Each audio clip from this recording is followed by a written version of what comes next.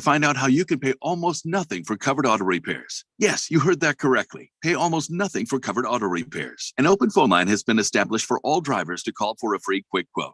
Call 800-306-8158 now. Drivers who are covered will not have to pay for covered repairs again. This protection plan is at an all-time low. Additionally, drivers who activate this vehicle protection today will also receive free roadside assistance, free towing, and car rental options at no additional cost. Call us for your free quick quote today. 800-306-8158. That's 800-306-8158. What do you have to lose? Call 800-306-8158. Again, 800-306-8158.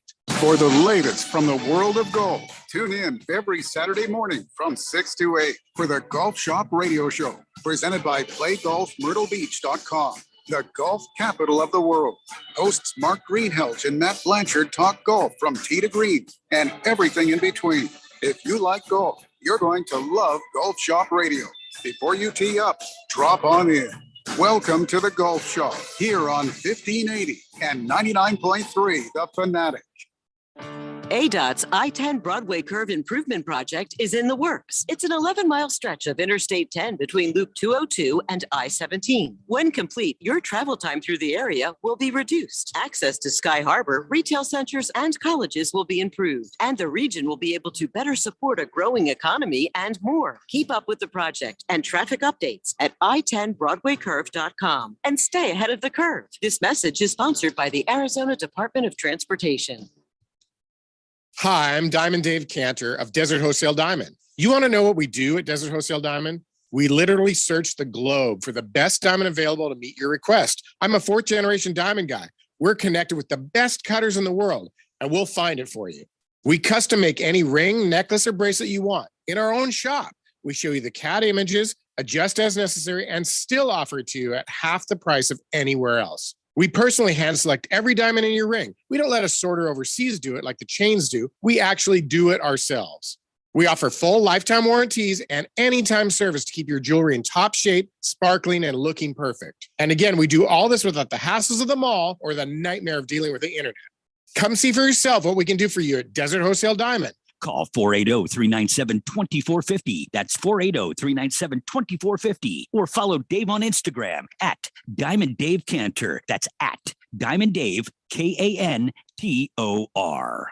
Will Shakespeare here. Back in my day, I invented over 1,700 slang words like swagger, bedazzled, and my personal favorite, besmirch. But even I have trouble understanding slang words like yeet or bougie or this is fire. Actually, it is extremely smooth Shakespeare vodka. Okay, boomer. See what I mean? But there is one word that describes the pure quadruple distilled spirit crafted from an 8th century Polish recipe the first time you try it. So lit. I couldn't have said it better myself. Shakespeare vodka. So lit. KQFN Tempe. Transmitting on K25CDP at 99.3 FM. K240U Fountain Hills at 95.9 FM. 1580 and 99.3 The Fanatic. All right, people, settle down because it's time. For what? Showtime. When does it start? Right now. 3, 2, 1. Let's get on with the show. Let's do it.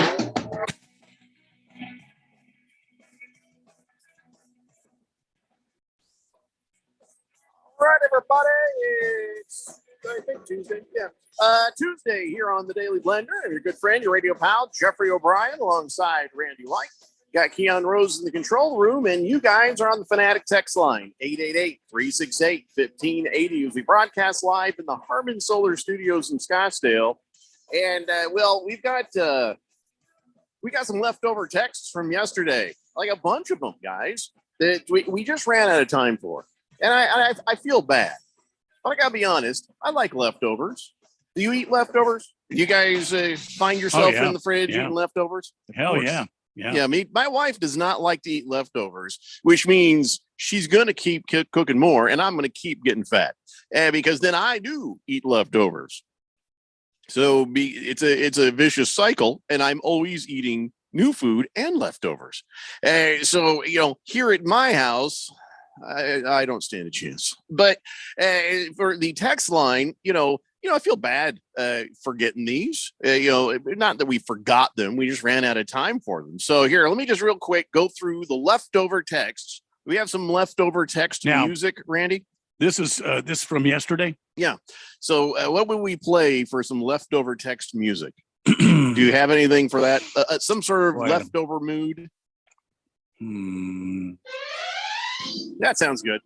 That'll work. I can use this.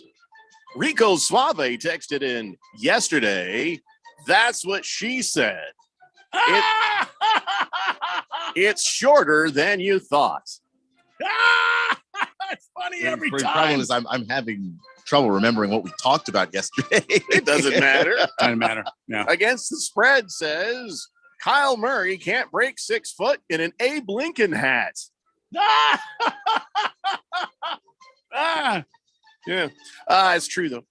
Lost Toby says Randy would get thrown out as an umpire, as a baseball manager 163 times in a regular season game. Nah, maybe 160. Heavy Metal Maniac says next time you're mad at the ump, yell, "Get off your knees, you're blowing the game." No fake laughter. That actually deserves real laughter. That was pretty good. Oh, by the way, here's Heavy Metal Maniacs, ladies and gentlemen. This is what he sounds like when he's trying to get your attention. Cold beer here. It's cold beer. That's Heavy Metal Maniacs out at the Diamondbacks and the Cardinals, wherever else he goes out. Rye Guy today, but not on this show. Today, I haven't read the text yet. Oh, Randy. sorry. Says, nobody cares about soccer, dork. I don't know what show he had aimed that at. Are you done? You know, boy. She's really not sure who he had sent that to, but all right. Wow. So there you go. That's yesterday's leftover text. We should do that every day. Every day. We should read the leftover text. New bit here. Oh, by the way, guys, before the program, we were talking about email stuff, tech stuff. Well, I have some very important tech stuff for all men to find out. Ooh, okay. Well, here's the thing. We use limited emojis because we are men. Yeah. But sometimes an emoji is a good way to stay out of trouble with a lady. And it's also important, though, that we do know how to read emojis. Yes. So we know what the hell lesser men are trying to tell us in their text messages. Well, one of the things that just came up, it's true story. By the way, we know who came up with the LOL. And I'm disgusted to inform you that it was a man that came up with LOL for laugh out loud. A guy in Canada named Wayne Pearson, first guy to use it back in the 1980s. And he just looks like your ordinary average white guy. Okay. So I guess he was in the chat room in the early days of the internet, and a friend said something that made him actually laugh out loud. So he just went LOL because he was laughing. And his friend's like, what the hell's that mean? And he told him, and everybody else started using it. And so that's where LOL came from. May he rot in hell. He's still alive, but I hope that he does rot in hell. Anyway, so it's over for the LOL. I'm being told, because LOL is cringe now, according to the kids. And that means it's not cool anymore. Nobody should say LOL anymore. I mean, now it's ROLF. No, that was shortly after LOL. There's a whole new one right now. Really? Eej Bowl. What? Eej Bowl. Eej Bowl. Yeah, Eej Bowl. IJBOL. That's what all the kids are using now. I just burst out laughing. I don't know anybody young enough to use that because this is the first time hearing of it. Eej Bowl sounds like something I would get at Panda Express. Yeah, I'd like a nice Eej Bowl. Maybe give you some of that coconut shrimp. Give me the coconut shrimp and one of those Eej Bowls. Give me some of that mushroom chicken in there too. Hey, Panda Express, could you do me half a damn favor? Maybe not so much cabbage in your chow mein, huh? It's like 90% cabbage and then like 5 strands of noodles. And there it is. Anyway, so it turns out the Eej Bowl hasn't even just shown up. It's been around for a while. It's not even a new term. It's been around for 10 years. Oh, I can't wait to drop this one on my kids. For 10 years. 10 years now. The young people, I guess, prefer it now because it seems new. And because they associate terms like LOL and LMAO with millennial humor, not their Gen Z humor. So Jeffrey, what is it? It's IJBOL. I'm not doing it. Hang on. I never did LOL either. I did LOL. I but that's- refuse. That's in my wheelhouse of learning how to use the internet. Well, you know what, Keon, here's the problem. If you get kids, if and when you have kids, you will look for opportunities to beat their ass through all the decades of your life, and you will appreciate this wisdom I'm sharing with you right now. When I throw down this IJBOL on my kids, I will crack their skulls wide open. Yeah, things will ooze out when Randy lays an IJBOL on them in a text. They're And gonna be they're like, yo, "How does Dad, he what? How does Dad, he what? What? Dad?" And you know this is very useful because Randy using it will start the destructive force of IJBOL. Yeah, because they're gonna be like, it's not hip anymore. Grandpa used it, and then that's it. That's perfect, Randy. I remember when that dab celebration was everywhere, and then Hillary Clinton did it once. It was gone. It was gone because she's one of the least cool people that ever lived. Who disappeared? Who did it? Hillary Clinton just did it at a. She kills more things. She was running for president and thought it was dab, cool, so she did it. There's a dab thing. There's Jeffrey Epstein. She kills a lot of things. You're not lying. Those are very far away on the spectrum of things that she's killed, but okay, all right. Counts, man. So I actually have gone a different direction with it. I found one time I'm sitting there with my daughter, and I looked at her and I said, "Whoa, I'll be right back." She's like, "Where are you going?" I got to go pee in the potty. And she looked at me and just started laughing. And she found it funny every time I say, "Oh, got to go pee in the potty," because that's what she used to say.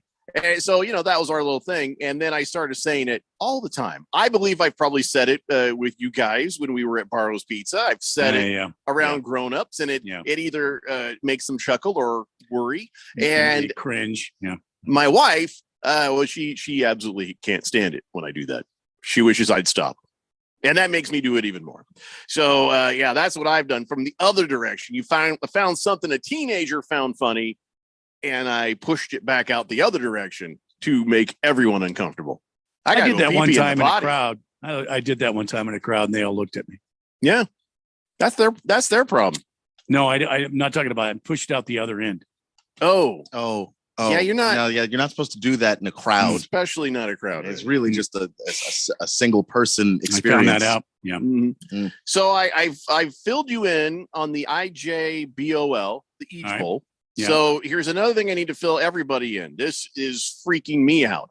If you haven't started using the thumb password thing and stuff, you best start using it, because team at Cornell found out it's possible to train an AI to listen to you type on your keyboard and predict what your password is. So they can hear and get with 95% accuracy say, "Oh, that's their password."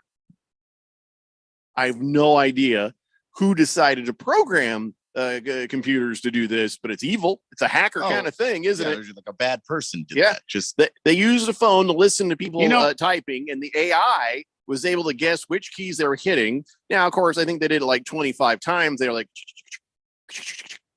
and they're like, "Oh yeah, we know what that is." And so over Zoom, they got it 93% right. So let's say you're on a innocent Zoom call like this one, and somebody hacks into it and they're listening in, and then there you go. Now they've got all your passwords, man. Isn't that just scary? 93%. That's better than most of the umpires in baseball right now. It is. So 95% just having the AI listen over a phone, 93% on a Zoom call. Here's how it works. It works by analyzing the sound each keystroke makes, also how quickly one key is typed after another. For example, it might take you longer to hit the X key on your keyboard than the A, so you're like, so it kind of measures that a little bit. Experts say it's more proof that how we log into the stuff needs to change. Instead of typing passwords in, use that thumbprint, use them fingerprints. Well, that's okay, but I could use these two fingers right here, and I could change it up every time I log in. I want to applaud you on your sophisticated approach. Thank you. It turns out AI will have figured that out already. That's why it's AI. So sorry, Randy. Sorry. Anyways, those were some important things I think everybody needed to know. No, it's not Beach Bowl Thunder Snow. He says, no, I think that's what they serve at my Vietnamese restaurant. No, it's Eej Bowl. Eej Bowl. Rye Guy says, I want to test my geography knowledge. I am simply curious. Here we go. Name the 2 longest rivers in the United States. You have 30 seconds. Go. Mississippi. Mississippi, that'd be my first guess. And then Ohio Salt River. What? Ohio River. Colorado River. River. That's my only guess. I only have one guess. I have half a guess. Why 30 do you want seconds? to test our knowledge? I could probably Google that in 10. Yeah. I have never come across a situation where that is information I needed to know. River Links is going to cost you the job. Yeah. Where I couldn't look it up and be fine. I'm sure all the rivers we listed probably are wrong. So I mean, yeah, unless, I don't know if they still have the show on TV, if they rebooted it for the billionth time or not. But unless I'm on the last question of who wants to be a millionaire, Missouri. and that's the last question, Is it? What do I need? Mississippi and Missouri. All right, I got 50%. It's better than nothing. The Erectinator says the Nile. Well, Rectinator, it's not here. Yeah, that's not in the United States. Rye Guy says Missouri. Moist One says, I started using LOL ironically, and I haven't been able to stop using it now the last 4 years. See, I don't do that. I just type out ha ha ha ha ha ha ha ha ha ha ha ha ha ha ha ha ha. My version of that is just one ha ha. Because that's me. See, if I'm not amused, it's ha. But if it really gets me, yeah. If I'm reading something and it even gets me, usually this is all you get out of me. Ha! And that's it. So if I text you HA, I actually have made that noise in the course of me reading what you sent. It's not a big phony LOL. I know a person, not going to say who they are, and every goddamn sentence, LOL, blah, blah, blah, LOL, blah, blah, blah, LOL, blah, blah, blah. I'm like, woman, if you actually LOL'd that much and people would put you away, you would be stuck in a cage with all the LOL. People can hear me laugh when I type out. If they hit me with a text and it's something funny that really gets me and I I hit them with and then they can hear me belly laughing because I have that great belly laugh. Mm-hmm. The thing with the LOL is that a lot of people think that, they read their text and go, boy, that sounds like I don't really care. Sounds awfully dispassionate. And then the LOL is just to add some emotion at all to a text. Or they say something really rude or mean or shocking. And then the LOL is to go in after and just kind of soften everything. So if someone's LOLing that much in every text, it's like they're just trying to have a personality through text. That's sad because for me, I'll never LOL because I generally don't LOL anyway. I will send you a nope. That's very honest. Nope. He's done that to me. Nope. By the way, today is National Relaxation Day. I missed that memo. So as far as, us producing the show, that's every day. But I want to let you know that we are not very relaxed here at just go ahead and hit with an LOL, Randy. So here at Arizona, we're not very relaxed, but we are more relaxed that we're in the mid-range as far as it goes. So Sunnyvale, California is the most relaxed city in the United States, followed by San Francisco. A lot of California in the relaxed mode. You can figure out why. And then there's Detroit is the least relaxed. They are the bottom of the list. Then, of course, there's some Ohio cities and a lot of Texas. Texas is not very relaxed. Oh, they're always ready on the hair trigger, But so for us, Tempe is the 59th most relaxed. And then it's Chandler, 68, Mesa, 95, Phoenix, 102, but Glendale, 128. So I think Glendale can't relax because of the Cardinals. I think that's probably what it is. Glendale is just incapable of relaxing. Peoria, adjacent, So, it's relaxation day, so you should try to relax more, is all I'm saying. But I feel like we're very relaxed. Well, you got cool jobs. I guess that helps the relaxation. Big George says, hello, gentlemen. Happy Tuesday. That's a weird thought, isn't it? That you'd like, yeah, it's Tuesday. Nobody. 0% of people celebrate Tuesday, just like 7 days ago. He says, well, Diamondbacks found a new way to lose yesterday. Not sure what Torey Lovullo was doing last night with his bullpen, but he made all the wrong decisions. Fire Torey Lovullo. He stinks. Get him out of there. Was it the Diamondbacks that lost, or was it the Rockies that won? I'm just trying to give you an opportunity to, but it sounds like it's not coming. I don't want to say anything. The analytics struck again. He brought in what is that guy? Poopy Pants. What was the guy's name? He brought him in, and he didn't do it. And he brought in another reliever, Carson Kelly. Not Carson Kelly. Kelly was 11 strikeouts, 6 innings, and he pulled him from the game. I mean, it just continues to go on to baffle me. Well, about Carson Kelly, he's been designated for assignment. No, not that Carson Kelly. Merrill Kelly. Oh, wrong Kelly. Merrill Kelly threw 6 innings, 11 Ks, and you pull him and you bring in McFeeney or whatever the hell the guy, and then you bring in Farty Pants. Go. And that guy, Van Gogh. You bring in Van Gogh, and he doesn't. I don't even want to talk about it.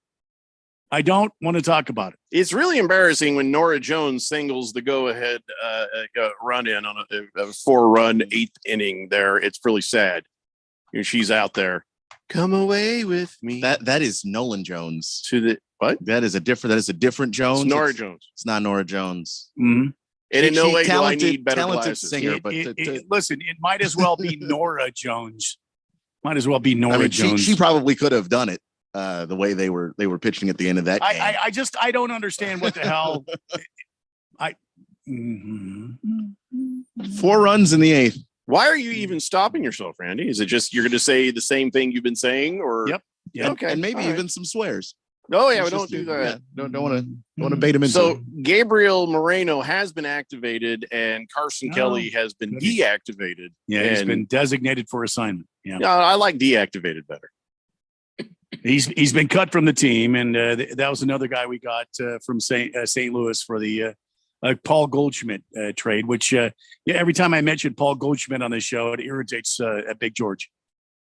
Many things irritate Big George. Well, that does. Not a very hard. And for some reason, he thinks that if Paul Goldschmidt was here, he would be helping this team on to victory. No, not anymore.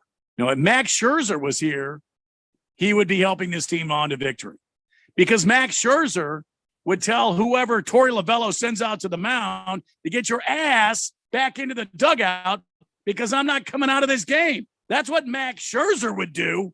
When we come back, I'll tell you something Max Scherzer did. It's the Daily Blender here on 1580 The Fanatic. This is Brent Musburger's action update on 1580 and 99.3 The Fanatic. The best way to start betting smarter is to sign up for a free VSiN subscription at vsin.com/subscribe. That's vsin.com/subscribe. The Arizona Diamondbacks in Denver to continue their series with the Rockies. They fell 6-4 on Monday night, losing the opener, snapping Colorado's 5-game losing skid as the Rockies put up 4 runs in the 8th inning. Joe Mantiply will go for Arizona tonight, 1-1, while Ty Block will go for Colorado. He is also 1-1 on the season. Arizona minus a run and a half, minus 110 on the run line. Rockies getting a run and a half. On the money line, Arizona minus 154, Colorado plus 130, with the over-under at Coors Field tonight, 12.5. I'm Tony Desiri with your VSiN action update on 1580 and 99.3 The Fanatic. At Grainger, we're for the ones who pay attention to every little detail, the ones who fuss, tinker, and sweat the small stuff. Because you know the tiniest thing can make the biggest difference when it comes to keeping business moving. We get it. We're the same way, offering access to product experts to help you quickly and easily find what you need. So whatever your industry, you know you're always getting professional grade products. Call, click Grainger.com, or just stop by. Grainger, for the ones who get it done. Wesley Financial Group is not a law firm. This story is called The Ugly Truth About Timeshare. If you think you've done your family a favor by buying a timeshare, you need my help. Hello, I'm Chuck McDowell, CEO and founder of Wesley Financial Group. 10 years ago, I started helping folks cancel their timeshare. In the process, started what's now called the timeshare cancellation industry. Timeshare is the only thing that you can buy that you can't tell me how much it's going to cost or when it's going to end. When you buy a timeshare, you give them a blank check to fill out any amount they want for annual maintenance and assessment fees. The crazy thing is, this never ends. Even when you die, your family's now going to be stuck with this burden. Stop the insanity today. Call my office now. If we take you as a client, I guarantee we'll cancel your timeshare or you'll pay nothing. Call for your free information kit. 800-462-3333. That's 800-462-3333. 800-462-3333. Seems like everything is going electric these days. Electric cars, electric trucks. But what you save on gas, you pay for with that electric bill. With all these things being plugged into your house, wouldn't it be nice to save up to 85% on your monthly electric bill? Well, you can do that with zero down and no payments for 12 months. Call Harmon Solar. Harmon Solar is a family-owned, woman-owned local company that uses top-of-the-line equipment. Call Harmon Solar, 800-281-3189. That's 800-281-3189. Or go to harmonsolar.com. Do you work outside or know anyone that does? It's that time of year across Arizona where working in high temperatures can cause a workplace injury, cramps, rashes, exhaustion, dizziness, even heat stroke. Know the signs and protect yourself from a heat stress injury. Get plenty of water, rest, and shade while at work. Learn more from the Industrial Commission of Arizona. Just visit heat.az.gov. That's heat.az.gov. This message is sponsored by the Industrial Commission of Arizona. Are you ready for the NFL season? Are you ready to win $1,580 in cold hard cash? Sign up today for the Harmon Solar 1580 The Fanatic NFL Fan Pick'em Contest. Get over to 1580thefanatic.com and sign up today. Someone needs to win this $1,580 first prize. Why not you? Finish in second place. Cha-ching! You win $500. The Harmon Solar 1580 The Fanatic NFL Fan Pick'em Contest. Sign up today at 1580thefanatic.com.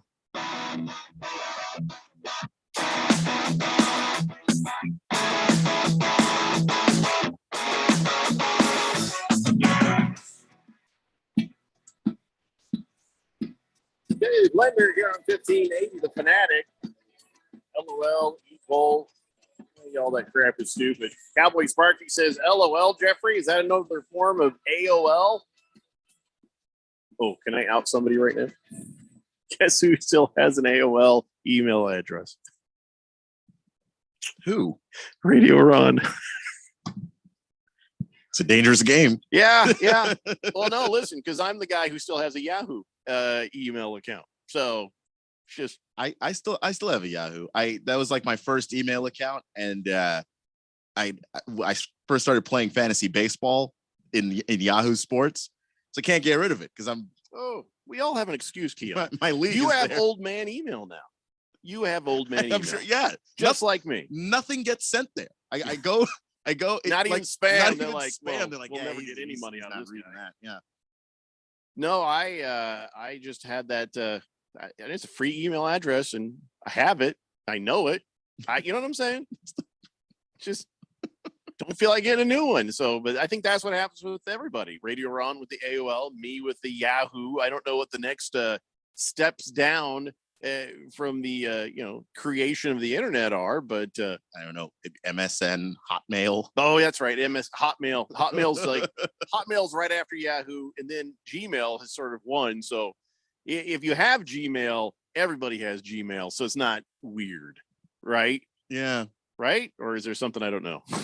No, I look, everything I have is sent to a Gmail account. I sure hope not. We should start, I'm sure somebody already grabbed it, but get okboomer.com and then have emails from at okboomer.com. I feel like the Yahoo is already that. You don't have to say that out loud. If I email one of my friends with my Yahoo, that's essentially what I'm telling them. I'm old now. They're like, I'm about to open an email from somebody who just yelled at somebody to turn down the thermostat. Yeah, I know. It's like, were you just gonna mail me a floppy disk too? Because that's really the next step before that. Yeah. That's the person you see a Yahoo email address. You're thinking, oh, they were the last person getting Netflix mailed to them.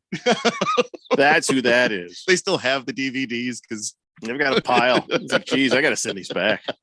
Navy Brad says, good afternoon, Blender Nation. Well, hope everyone's doing great. New TV arrived, but the delivery driver dropped the TV and it's broken. New one coming next week. Wow. Congratulations. Congratulations. So you have zero TV or how are you getting by? Are you watching on your laptop or your phone or are you peeping through the neighbor's window? How do you work this? Not having a TV thing. I hope you got a spare. Wilbur says beef or chicken or shrimp or pork. That's what's your favorite taco should be. Okay. So he's asking what our favorite taco is. Okay. So here's what I say. Oh, by the way, if you go to the Backyard Taco, be careful. If you say you want beef taco, it comes out like roast beef in a taco. Turns out you have to say carne asada to get it the same chopped upness as the chicken. Well, no, they do it. They do chopped up pieces. They don't do diced. Okay. Yeah. So if you go there, make sure you say carne asada and chicken. But listen, I love beef tacos, shrimp tacos, pork taco, all of those tacos. I don't know if I've got a favorite. Probably shrimp. How about you, Randy? What's your taco? Beef, always beef. Yeah. Although I will say carne asada or beef. I will carne asada. Although I will say a couple weeks ago, Miss Kim made the most amazing shredded pork. That's nice. Incredible. That's nice. It was incredible. How about you, Keon? What's your taco? Nothing filthy. Don't make no filthy jokes.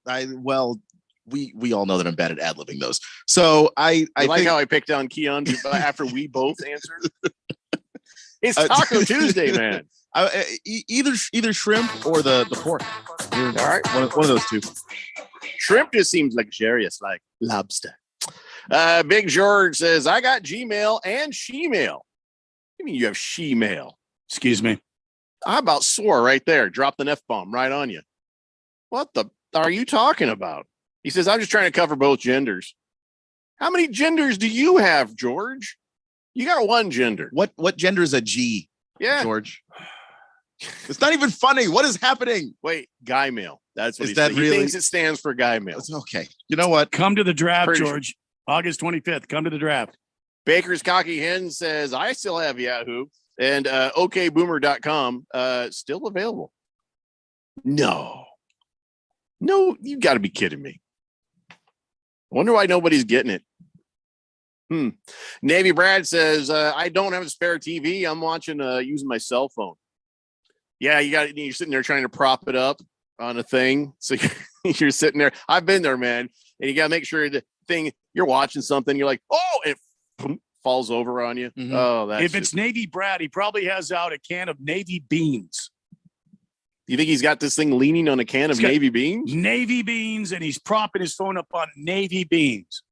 I don't think that everybody who's in the Navy loves Navy beans. I guarantee you. My wife was in the Navy. I know that's hard to imagine if you've seen her or you've met her. It's hard to imagine, but she was a badass. And we have zero Navy beans, Randy. We have pinto beans because she was a fan of Ford cars back in the 70s. I love the damn pinto beans. Oh, my God. And like the car, these will also explode if you're not careful. Donnie says, Al Pastor tacos are the goat of tacos. Oh my God. Al Pastor. You eat a pastor? That's a is slow. this Catholic priest? Who is it? That's a slow roasted meat over a fire. It's on a spit.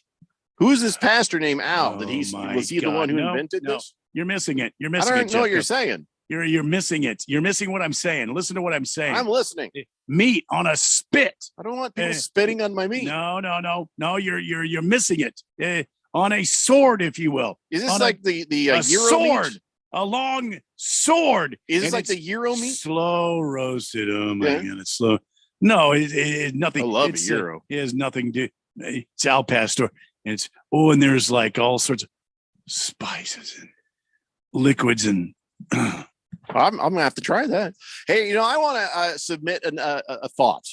I hate when people are trying to say oh, a hot dog is a sandwich. I hate that crap. But I do want to submit, just for philosophical thought process here, a gyro is in the taco family. I would agree with that. I can see that. I mean, it's pita bread. It's not a flour or corn tortilla. It's bent. Right. It's bent, and all that delicious gyro meat is inside of it. Am I a hypocrite if I try to say gyro is in the taco family? It is closer to that family than a hot dog is to anything resembling a sandwich. Thank you. And then somebody can say, well, in that case, a hot dog is a taco. Like, God damn it. Now I can't. They're using my own thoughts against me. Hot dog is a hot dog. It's its own thing. Yeah, I know. Hot dog is a hot dog. You're right. Because if the hot dog bun tears at the end and it's no longer connected, it's still a hot dog. They'll say, well, then it becomes a sandwich. How does that work? And so I'm just telling you what they say. Two things at once. That doesn't even make sense. That's why it's its own thing. It's a damaged hot dog. It's not a sandwich. Yeah. See, here it comes. Yep. Moist One says, is a pizza folded in half a taco? No, it's a pizza. Folded in half. And the reason is, no matter how you eat it, it's still a pizza. Right. It doesn't become more pizza or less pizza and more taco when you fold it. Well, it just is a pizza. Lost Toby's vote, I think, carries more weight since he is Hispanic. And he says, vetoing the gyro as a taco. Well, you can't veto it. And you're not like the president of all that's Hispanic. He said it's closer to a burrito. Have you had a gyro? That's not he needs to have a gyro. I get what you're saying about some of the bread. Some of the gyro wraps are actually like wrapped all the way around. Oh, no, I'm not talking about gyro wraps. I'm talking about a gyro where it's the round pita bread and they fold it like a taco. It's a proper gyro. I'm going to wish I'd never started this, I think. Yeah. Pringle says, if I make a ham and cheese sandwich on a single slice of bread and then I fold it in half, is that a taco? No, because it's on bread. You just called it a ham and cheese sandwich. Yeah, yeah. And if you didn't fold it, but the ingredients inside were the same, it would be a sandwich. That's what makes it a sandwich. No, Baker's Cocky Hens. They're not called spit tacos. They're called Al the Pastor hot dogs. Al Pastor. That's what I said. He says, spit tacos, hot dog swords. No. It sounds like a good time. No. But no. The Chosen One says, while I love me some tacos on a Taco Tuesday, Native Wings does 59-cent wings on Tuesday, and that's a heck of a deal. My favorite wing sauce, love me some garlic parmesan. We're not diverting, Chosen One. We're talking tacos. Great. Now I'm hungry. I know. Wilbur says shrimp tacos from Combo Taco and Rocky Point. Oh my God, add a beer or two or three in life. It doesn't get any better. But you got to take 2 shots of tequila before you have the stuff from Rocky Point. Just one, Randy. One good shot. 2 or 3. Well, one good shot to kill the bugs, 2 or 3 to have a better time. Okay, thank you. That's what I'm saying. Nurse Scratch, it says shrimp tacos from Senior Tacos. They are the bomb. Are we still saying that now? The bomb? IJBOL. Listen, my problem is that I will reach a point where I'm incredibly outdated because I have not stopped saying any of the things that I've said.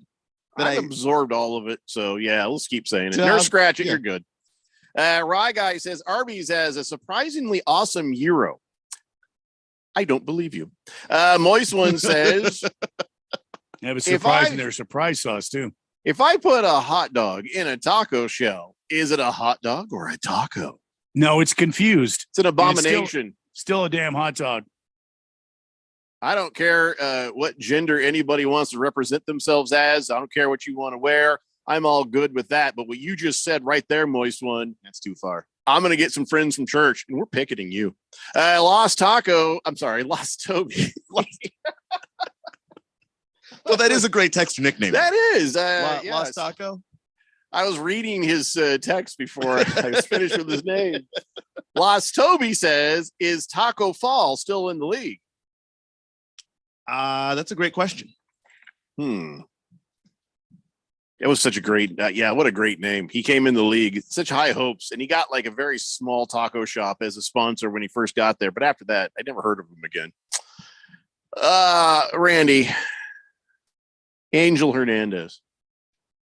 I think they're closer to getting him out of this league because I think the reason they've been allowing Angel Hernandez to continue to be so bad is they weren't sure what was going to happen with his lawsuit. Now, remember, Angel Hernandez has been wrapped up in a lawsuit with the Major League Baseball saying racial discrimination because that's why I've not been promoted because you guys are racist, not because I'm the worst umpire to ever walk onto a Major League Baseball field. It's because you guys. Now, listen, the racism does exist. I don't ever want a bad claim to overshadow the real claims. But Angel Hernandez, dear God, Ray Charles, if he was still with us, could go, no, Angel, sit down and stop with the racist stuff because you're full of crap. Ray Charles could call a better game than Angel Hernandez. I 100% believe it. And so, he's, remember Angel Hernandez, 61 years old, and he had a back problem. So then he was gone for a while, which was great for Major League Baseball. Except for that just gave more time to, what was his name? Laz Diaz. So anyway, they turns out that the courts have rejected him on his claims, and then he appealed, and he's now been rejected in federal appeals court. So basically, he's lost the case again. He lost it in 2021, and he's lost it again. And it was a unanimous decision. So that's the end of all of his trying to sue people saying, you won't promote me because you're racist. No, it's because you're a bad umpire. And I think it didn't take much proof to show everybody that. So now that this lawsuit is over, all we can hope for is they're like, are we clear? Yeah. You're fired. Well, the problem is he's got the umpire union. The umpire union can't even stand up for him. The umpire union is not going to allow him to be fired. I'm sorry. It's like every union in this country, they will not allow their people unless Angel Hernandez does something hideous. He will not be fired. They will continue to back him. Every game he calls is hideous. They will continue to back him. He ruins games. I sent you that link today, Jeff. I sent you that link today. All you have to do is look up his stats. And Angel Hernandez is far and away the worst umpire in Major League Baseball. Yeah. It's not yet close. Because they have a union, there's nothing they can do about it. He will continue to call Major League Baseball games. He's fully vested. He's been a part of the union for a long time. How does this help the union? Why is the union going to protect him? I get thin blue line and all that, but this is just ugly. And it's not helping. It can't help the next CBA between Major League Baseball and umpires. It has nothing to do with the CBA. It has everything to do with umpires protecting umpires and baseball not being able to govern the umpires. They're all dirtbags, is what you're saying. They're all dirtbags. I'm not going to say they're all filthy dirtbags. No, that's not what I'm saying at all. I'm saying then why are they protecting him? Well, there's a percentage of umpires that are getting away with murder. They're getting away with it because they are protected by the union. We should have been umpires. See, there's a good. We could have gotten away with so much. Well, I would have been a great umpire. I got to tell you. How does it matter? I just been an umpire. You don't have to be great. You don't have to be anything. Because look at this. Angel Hernandez exists. I think I know you well enough to know you wouldn't go out there and just do a half-ass job. I feel like I could drink a beer and call a game and get away with it. I don't think you would do that. Knowing you the way I've known you for many years, I don't think you would do that. I'd make an example of it. And I know why this bugs you, because you're a man of integrity and you're a man that says, look, if you're not doing your job, you shouldn't be out there doing this. And yet, this is the drawback to having a union. They are sworn to protect their members. And as long as Angel Hernandez doesn't do something, absolutely abhorrent, committing murder, rape, something along those lines, he will continue to have the protection of the union. All right, we got to take a break. When we come back, we'll finish up the conversation about Angel Hernandez. Got a lot of texts about that. And I guess I should have never, ever brought up the idea of a gyro as a taco or talked about tacos at all, to be honest. Yeah. By the way, Taco Fall, no longer in the NBA. He is in China playing for the Xinjiang Flying Tigers. So now he's Taco Far. It's a Daily Blender here on 1580, The Fanatic. I can't wait for what's next, even with higher stroke risk due to atrial fibrillation and irregular heartbeat not caused by a heart valve problem. Eliquis, apixaban tablets, reduces stroke risk. It's the #1 cardiologist prescribed blood thinner. Don't stop taking prescription Eliquis without talking to your doctor, as this may increase your risk of stroke. Eliquis can cause serious and, in rare cases, fatal bleeding. Don't take Eliquis if you have an artificial heart valve, abnormal bleeding, or have antiphospholipid syndrome. While taking, you may bruise more easily or take longer for bleeding to stop. A spinal injection while on Eliquis increases risk of blood clots, which may cause paralysis, the inability to move. Get medical help right away for unexpected bleeding or unusual bruising, or if you have tingling, numbness, or muscle weakness. It may increase your bleeding risk if you take medicines such as aspirin products, NSAIDs, SSRIs, SNRIs, and blood thinners. Tell your doctor about all planned medical or dental procedures. Learn more at Eliquis.com or call 1-855-ELIQUIS. When it comes to covering the high school sports scene in Arizona, AZ Preps 365 has all the answers. Every Saturday morning from 8 until 10, they break down games, interview the newsmakers, talk with coaches from around the state, and stay up to date with what's happening with prep athletes and breaking news from the Arizona prep scene. It's AZ Preps 365, 8 till 10 Saturday mornings on 1580 and 99.3 The Fanatic, and always on at 1580thefanatic.com. Ask Sherwin-Williams during the 4-day super sale, August 18th through the 21st, and get 40% off paints and stains with prices starting at $26.69. That means 40% off our most popular color family, blue. Psychologists have found it to be soothing and relaxing, which makes it especially great for bedrooms and bathrooms. And of course, get 40% off all of our other colors. Shop the sale online or visit your neighborhood Sherwin-Williams store. Retail sales only. Some exclusions apply. See store for details.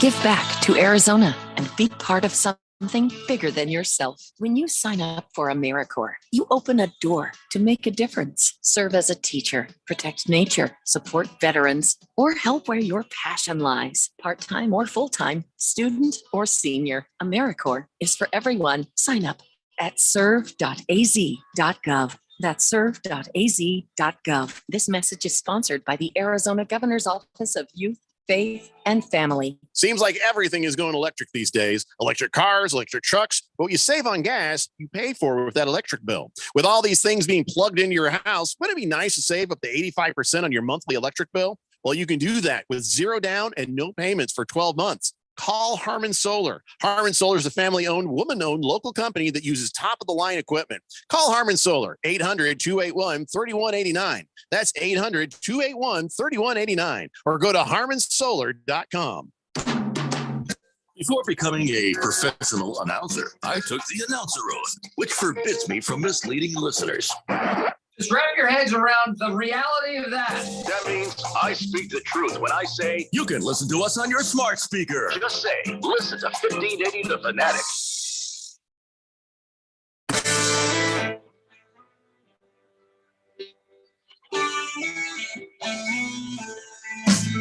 It is the Daily Blender on Taco Tuesday, August 15th on 1580 and 99.3 The Fanatic, and baseball season currently underway. As a matter of fact, heading towards the playoffs at a breakneck pace. Not you, Diamondbacks. You know, last night I'm glad you brought up the Diamondbacks. Last night, in a what I can only call a move of coaching genius on the part of Torey Lovullo, brought in Joe Mantiply, and he gave up instantly when he came in to relieve Miguel Castro. He came in, gave up 3 hits and 3 earned runs. And tonight, ladies and gentlemen, the starter for your Diamondbacks will be Joe Mantiply. Don't you mean Mantiply? No. I heard earlier it was Mantiply. It's not Mantiply. No. It's Mantiply. In what I could say in my 62 years on this earth, and about 60 of them involved with baseball, I have never seen this before in my entire life. What was I saying? Oh, yeah. Baseball heading for the playoffs at a breakneck speed, and you can get in on the action at FanDuel, America's #1 sportsbook. Right now, new customers get a no-sweat first bet up to $1,000. That's $1,000 back I should say up to $1,000 back in bonus bets.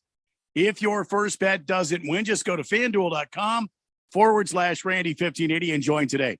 Don't miss your chance to get a no sweat first bet up to $1,000 when you join FanDuel today. Just go to FanDuel.com/Randy1580 and sign up. FanDuel, official partner of Major League Baseball. Major League Baseball trademarks used with permission.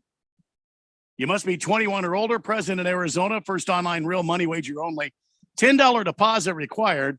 Refund issued as non-withdrawable bonus bets, which expire in 7 days. Restrictions apply. See full terms at FanDuel.com/sportsbook. If you have a gambling problem, please call 1-800-NEXT-STEP or text NEXT STEP to 53342. Thank you, Randy. Baker's Cocky Hen says Joe is weaker than the one-ply TP they should get at a crappy gas station. So it's man 2-ply, but it should be man 1-ply. Comes in last night, gives up 3 runs, and we're going to start him tonight. That is man no-ply. Fish Tank says, I put a hot dog in a taco shell with ketchup on it for the Berg, and it was surprisingly not that bad. Oh, back when we all ate hot dogs with ketchup, but Keon refused because he's against cancer awareness. Yeah, no, I'm not against cancer awareness. I'm anti-Berg. It's got nothing to do with cancer. It's Berg specifically. At least it is now, right? That's just where we've gone with that. Brain cancer, really? Up yours, Berg. He's just ensured that that's never going to happen. So I guess we're not going to have you there for the cancer walk, huh? Okay. I mean, I'll be there for the cancer walk. Heckling Berg the entire time. So that everybody knows. Just so that it's abundantly clear. Mm-hmm. Cancer, hate cancer. Berg, hate Berg. Also hate Berg. Not as much as I hate cancer. Cancer's real bad. Yeah. But he's up there. Yeah. He's up. You got cancer? Mm-hmm. Yeah. You got Berg. Got Berg. Well, is cancer Hitler Berg? Or is it cancer Berg Hitler? Well, no. Hitler is illegal by himself. He's one of the worst people in history.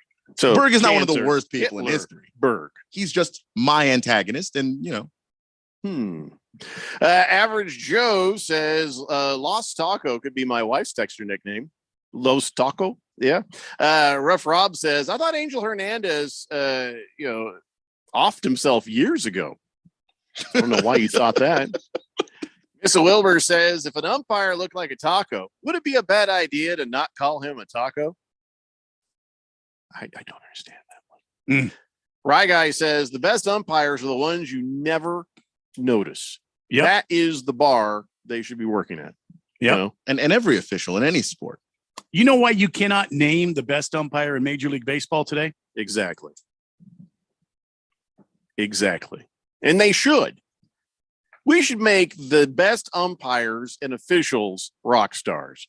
That way, jackasses like Angel Hernandez or Pez Dispenser or Las Diaz, whatever his name is, those guys maybe aspire to do better for some accolades. See, they don't aspire to do better because they know they are fully vested. They're making, a great wage calling baseball. They don't care. They give a rip about the game of baseball. They don't care. They don't care what the fans say. They don't care what baseball teams say. They just go out there and earn their $300,000 paycheck a year. $300,000 a year is what Angel Hernandez gets from being a Major League Baseball umpire. Lots Toby takes issue with you saying I have a lot of integrity. He says, integrity? Jeffrey let Phil stay on the show, and he never did anything. Jeffrey had to let Phil on the show. Did I? Why? He did a good job with pushing buttons and stuff. And there you go. That's the integrity right there. Right there. Kind of wore out his welcome on the last day, if you know what I mean. But all right. Well, Moist One says, bring back Joe West. Country Joe West. That I'd almost forgotten about him. All 400 pounds of him. Phil was a fine enough person, but then he did one thing that sort of betrayed my trust. And you all remember what that is. So that's why he left. Well, I mean, he waited until he was out the door Until he was leaving. Did it. Yeah. But I don't hear you talk ill of Boogie. Boogie was part of that whole thing as well. I expected it from Boogie. I didn't expect Phil to betray my yeah, but you were talking about your personal private space, man. I know. That's what I'm saying. And Boogie was he was running amok in there. Listen, Boogie, I don't blame him for trying and finding his way in that. Boogie didn't work for me. Boogie is a nemesis. Of course, you're going to do what you got to do. That you own a kangaroo with. No, I mean, frenemies. We could be frenemies. Yes, we do share ownership of a kangaroo named Schrock. All right. And, it stays with him more often because his house is a dump now because of Schrock. And I don't want my house to become a mess. So the kangaroo hangs around with him more than me. And you live in the estates. So. Right. But I have visitation with Schrock. Yeah. Well. Tron Slater says the best NFL and NBA referees and umpires is DraftKings and Las Vegas bookies. Gonna just sit here with this one for a moment. You could just go ahead and bet against the Diamondbacks tonight. I'll just throw that out there. Which is a shame. They're playing the Rockies. The Rockies. Let's go ahead and extend Torey Lovullo again. At the end of this season, hey, gang, he was in first place before the All-Star break. They suck. Don't worry about what they did after the All-Star. But let's go ahead and extend them again. Rye Guy says, here's a trivia question for you. Who's more overpaid, Major League Baseball umpires or TV weathermen or women? Well, since Steve McLaughlin is always borrowing money from me, I'm going to say probably Major League Baseball umpires. Back the hell off about that meteorologist right now. Those people we work very hard. Us meteorology experts, we work very hard. You better back the hell off right now. Come to think of it, we haven't had a weather report for a bit. So you want to fill us in, Mr. Hardworking Weatherman? I sure can, Jeffco, because I'm a meteorologist. And I'm always on the ball. From the 1580, the Fanatic Harmon Solar Weather Center, Chief Meteorologist Randy White. 108 currently in downtown Phoenix. Doesn't look like it's going to be a beautiful day.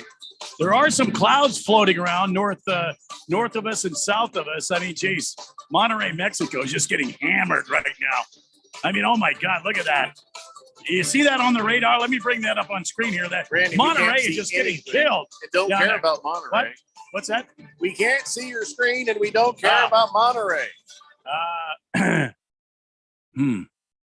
Air quality currently 52, which is moderate, and sunset about 7:15 this evening. It's again 108 degrees from the 1580, the Fanatic Harmon Solar Weather Center. Chief Meteorologist, the Weather Hefe. I'm Randy White. Back to you, Jeffco. The Whopper texts in says Earl Strom, the ultimate fixer. I don't understand that. Who? Earl Strom, the ultimate fixer. Is that a gambling thing? Lost Toby says, how's the weather in Maui? Earl Strom was a basketball official. Oh, there you go. In Lost Toby, the weather in Maui, it's smoking. Wow. Yeah, I know I should have done that. I probably should have just kept going. I'm just going to leave that there. 888-368-1580. So Max Scherzer, Randy, he was out there pitching because that's what he does. And as he's pitching there, he's got 2 strikes on a guy, and he's like, all right, this is going to be good. I'm going to take this guy out. I'm ready to go, and he gets up there and he's like, ah! And then I guess the other guy had a delay of game on the pitch clock there. The other, if not, the batter. And he's like, well, okay, strike, you're out. Sorry, don't even need to pitch it. So the batter, Drury, wasn't ready in the box, charged with the automatic strike, and that was the ending strikeout. And Scherzer's just like, what the hell? Yeah, and he's kind of pissed about that too, wasn't he? Yeah, I don't think that's silly, though. I don't know why. I mean, I get that you're like ready to do a thing and then you're not doing a thing, but just be happy you got the strikeout. There's no guarantee that was gonna be a strikeout. Well, I don't know that he's credited with the strikeout. Oh, okay. So when it comes to stats, I don't think he gets the strikeout. I think it's just a strikeout, and that's the way it is. Because Manfred, old drunky, he can figure out ways to have like ghost runners on second and strikeouts due to the clock, which don't account to your stats. And so some of these baseball players are pretty pissed about that. One of them being Max Scherzer. And I think at the winter meetings, what's going to happen is Max is going to see, drunky drunk at the end of one hallway and just fire off a heater right at him. He would. See, yeah. It's the Daily Blender here on 1580 Fanatic, Hour 2, up next. Take as little as 3 minutes to see if you could save on motorcycle insurance with Progressive. Come on, you've spent more time than that thinking about helmets with faces on them. I should get a new helmet. Ooh, maybe I'll get one of those ones that looks like a face with painted teeth and eyebrows, Oh, that always looks so cool. People are like, whoa, is that a person with two faces? Oh, no, it's a helmet and one face. Get a quote in as little as 3 minutes at Progressive.com. Progressive Casualty Insurance Company and Affiliates.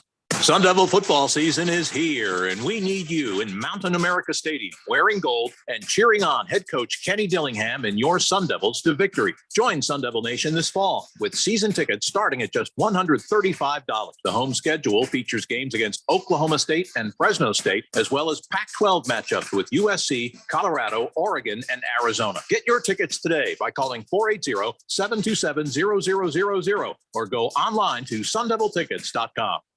I was crossing the street when I met the love of my life. I chased after her. Nothing would stand in my way. Not the dog walker, nor the hot dog vendor. Finally reaching her, I asked, "What do you call that amazing smell?" It's Gain Flings. Gain Flings. My love had a name, but more importantly, it had a scent. Fall in love with Gain Flings. Seriously good scent. Gain Flings with 50% more freshness ingredients versus leading bargain detergent. For the latest from the world of golf, tune in every Saturday morning from 6 to 8 for the Golf Shop Radio Show, presented by PlayGolfMyrtleBeach.com, the golf capital of the world. Hosts Mark Greenhelch and Matt Blanchard talk golf from tee to green and everything in between. If you like golf, you're going to love Golf Shop Radio. Before you tee up, drop on in. Welcome to the Golf Shop here on 1580 and 99.3 The Fanatic. You ready for a crazy time? Well, we're going back to Dave & Buster's at the Tempe Marketplace for our Daily Blender Fantasy Football Draft Party Friday, August 25th. We're going to broadcast the Daily Blender live from 3 to 6 p.m. And then at 7 p.m., all the Blender leagues are going to draft together. It's always nuts and a ton of fun. You don't even have to be in one of our leagues to come and hang out. Join the Daily Blender at Dave & Buster's at the Tempe Marketplace, 3 p.m. till we're done partying. Friday, August 25th, here on 1580 The Fanatic. At Granger, we're for the ones who pay attention to every little detail, the ones who fuss, tinker, and sweat the small stuff. Because you know the tiniest thing can make the biggest difference when it comes to keeping business moving. We get it. We're the same way, offering access to product experts to help you quickly and easily find what you need. So whatever your industry, you know you're always getting professional grade products. Call, click Granger.com, or just stop by. Granger, for the ones who get it done. KQFN Tempe. Also transmitting on K25CD Phoenix at 99.3 FM. And K24EU Fountain Hills at 95.9 FM. All right, people, settle down. Because it's time. Time for what? Showtime. When does it start? Right now. 3, 2, 1. Let's get on with the show. Let's do it.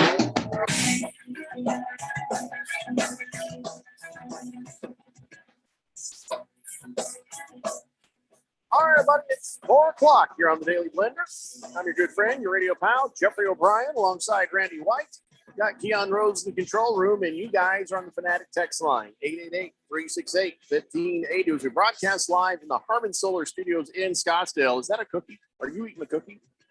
No. What are you eating? I saw that. Ham sandwich with mustard. Oh, that sounds good.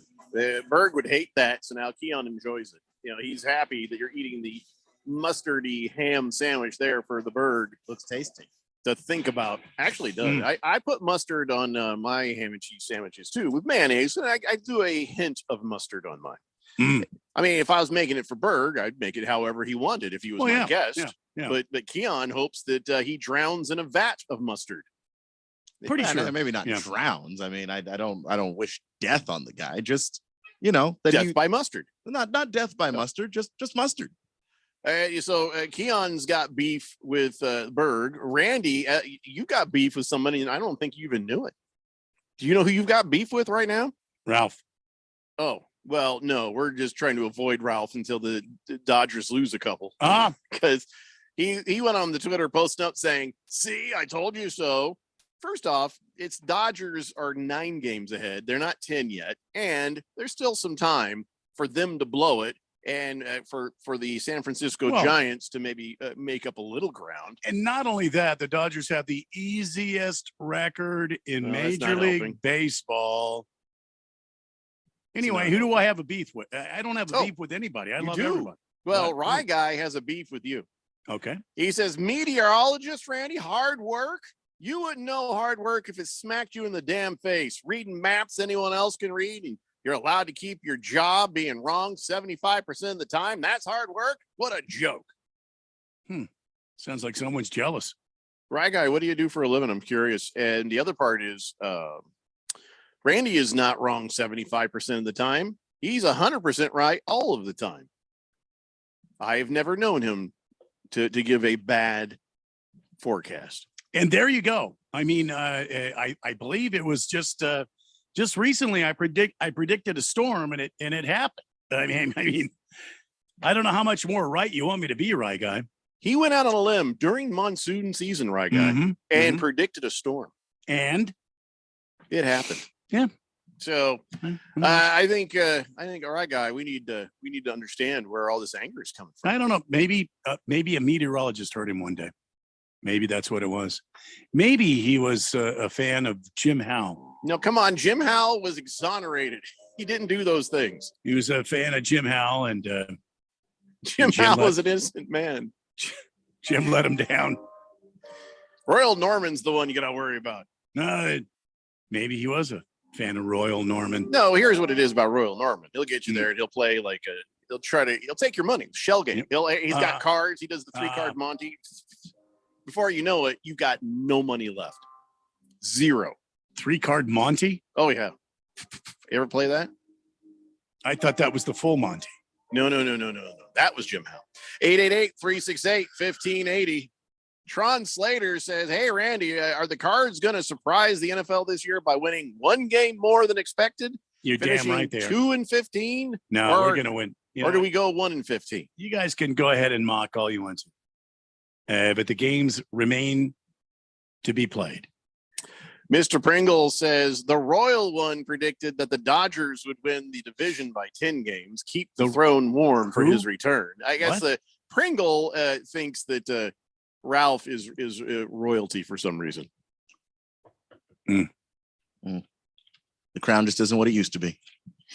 No, actually, it's not. It was a pretty good show there for a while. And then this next set, I'm out.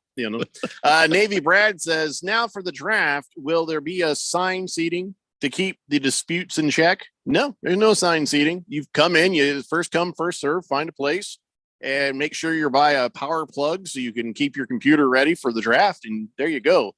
The disputes will be handled like men, when necessary and violently. So Big George says, hey, Rye Guy, you step off of Randy. Leave Randy alone. Easy, Big George. He's a real meteorologist. Really, he's not. I mean, he loves the weather maps. He does love the weather maps. Easy, Big George. Easy. I know. Melissa Hay says, Randy is awesome on the show. Rye Guy. And Rye Guy says, I was not attacking Randy personally. I love that guy. I'm a bartender. I'm a server and electrician. Right Guy is a man who does work for a living. That's a guy who's working a couple of hustles right there. He's trying to make He's a a living. bartender. I mean, why do I not know where Rye Guy is a bartender? It's a good question. Rye Guy, where you attending bar at? So during the day he's an electrician. At night he's a bartender. He's a server. This guy I need to know is this working stuff. hard for his money. Yeah. So Yeah, he hard is. for it, honey. And you better treat him right. Damn right I will. Rectinator says Ralph's a royal ass. Well, I'm very proud of Ralph. I'm very happy for him that his ball team is they're winning all the games that they should win. Congratulations to the Dodgers for winning all the games they should win. Diamondbacks, they're not winning the games they should win, and the Dodgers are. And so congratulations to Ralph. The easiest schedule in Major League Baseball, and for winning those games. Quality ball team. Mm-hmm. There. So on one side, I have to stick up for Ralph a lot because people pick on him mercilessly and unfairly. And on the other side, do you hear me picking on him? I'm not picking on him right now. I'm talking about you. I'm talking about people on the text line. Oh, okay. And on the other side, I kind of want to push him off a cliff. So I've got to work both sides of this thing, man. Well, you know what's going to happen. He's going to be insufferable when he comes on the show again. He usually is win or lose. That's the thing. That's the trick Ralph has. Well, this look immunity. There. Look at the standings. I think somebody on this show told you that it was going to, oh my God. Yeah. And if it goes the other way, he's going to say, I never said that. I don't know what you're talking about. I mean, like his thing with the Seahawks, they were better than expected, and he just denied that he thought they were going to be horrible. Ralph is on the text line, says the only one that's predicted a real storm was me. The storm was called the Dodgers. Oh my God. And yes, I am he's royalty. Insufferable, and it's Tuesday. We don't have to see him for another 3 days. And he's being royally insufferable. Right now. If I was a fan of a team like the Dodgers, I'd predict him to win too. I mean, how hard is that? Yeah, low IQ people usually will. Anyway, Moist One says, if those are the rules, I'll be first serve. That is not what I meant when I said first come, first serve. Moist One. Navy Brad says, Royal Norman does well with weather, but a little known fact is he has rabbits. He has rabbits just like me. Really, Navy Brad? How do you know that? That's a weird thing to know. I mean, look at Royal Norman. Come on. Rye Guy says, nothing's wrong with old Ralphie. You got to respect passion and loving your team. I get passion? It. He says, I hate the Dodgers. Go Friars, baby. You mean front runner? I think you mean front runner, not passion. You have passion mixed up with front runner. And the other thing about that, Rye Guy, is if Ralph didn't have a team that was the front runner, he would be suddenly wearing a hat and so I've been a fan of these guys for a long time. Orioles? Oh God, I've talked about this. I'm a huge Orioles fan. What do you? The week of the Super Bowl where the Rams made it, I will never get over that. I don't care if that used to be your team when you were a kid. You root for another team and now they're in the same division. Let it go. Let it go. You can't root for them both. You can't have a Seahawks hat and a Rams hat and seriously wear the Rams hat and say I'm a Seahawks fan, but for this week. And you got the hat. It's one thing if you just root for him in the Super Bowl, like, hey, that was my childhood team. I wish him the best of luck. Mm-hmm. But you bought the hat. You had the jersey. You probably got the pewter ring. You probably got the trophy. I've never gotten over that. That was like one of the first moments of me knowing Ralph. That was like one of my first impressions of the man. Hefty Lefty says, Storm? Nah, Dodgers more like a light drizzle this year. Shooter McGavin says, Randy, when you got a crappy bullpen and the team can't hit, what do you expect Lovello to do? Quit. Not start the guy the day after he blew a game. I mean, have you ever heard of a team bringing a guy in a game last night, gave up 3, he didn't even finish an inning. He didn't even record an out, gave up 3 earned runs, and then you start him against the same team the next night? I mean, okay, Bob Brenly brought in Byung-Hyun Kim in 2 consecutive nights against the Yankees in the damn World Series. When they came back to Phoenix, where was Byung-Hyun Kim when it was time for a reliever to come in? His ass was on the bench. That's how you coach a team. Yeah, I remember that. Moist One says, hell yeah, let it rip, Keon. Jagdog says, preach it, Keon. Suck it, Ralphie. Big George says, Ralph, get off the text line. Ralph from Harmon Solar texts in says, I'm not even there and I'm pushing Keon's buttons. No, he says, how awesome is this? That button got pushed when I met you. It just got stuck. I have never You root for two teams in the same division, man. What's what? It's more than two. Keon. Where's the third team? Is he also a Niners fan? Yeah, he's a Niners fan. Keon. Do you pay him monthly? No. Do you pay him monthly? I do not. For the space he's taken up in your head? He's living rent free. Listen, if somebody told me, it could be anybody. It just happens to be Ralph because he's the only person I've ever met. I've never met a Ravens fan that also roots for the Browns. I've never met a Patriots fan that also roots for the Jets. I've never met a Cowboys fan who also roots for the Giants. What madness is that? Like, am I the only person who thinks that that's insane? The divisional rival thing is, I guess, more important to me. Keon, you should be making you gotta hate those people. Ralph. You gotta hate those people. Those are the people you're supposed to hate. He's Literally living inside your head right there. The NFL is the only sport where they're like, yeah, these are the three teams you have to hate. Doesn't matter what anybody else does to you. You can't like those guys. And he's like, yeah, no, I'm gonna like them all. Okay. All right. Ralph, pay Keon. It's not right. Pay Keon. All right. You should be paying him at least $400 a month. I have met children, okay, who they start rooting for their favorite team. I like, the Packers because they got a green that I like.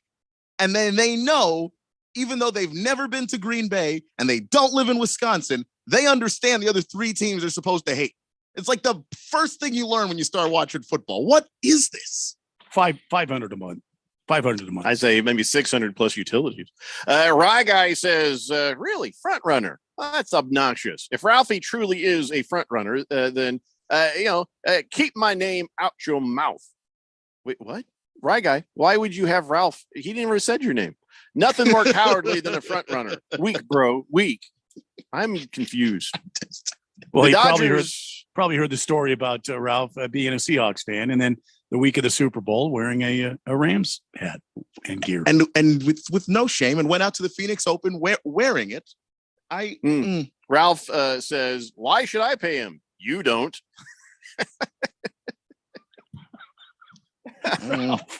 Couldn't be me. Some. Anyway, 888-368-1580. So, fantasy football. I am still working on getting the order situated. How are you going to do this? I gotta be honest, every time, and I asked again today, hey, if we can't get Kevin Harlan to do this for us, can I have Dan Patrick do it?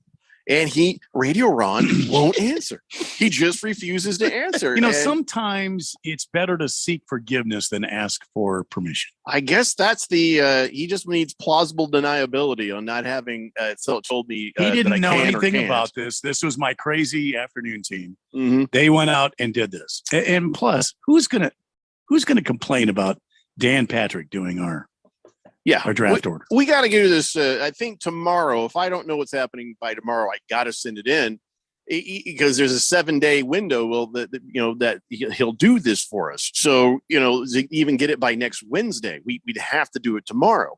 Hopefully, he would do it this week, and we'd get it by the end of the week. But we're still waiting to find out how.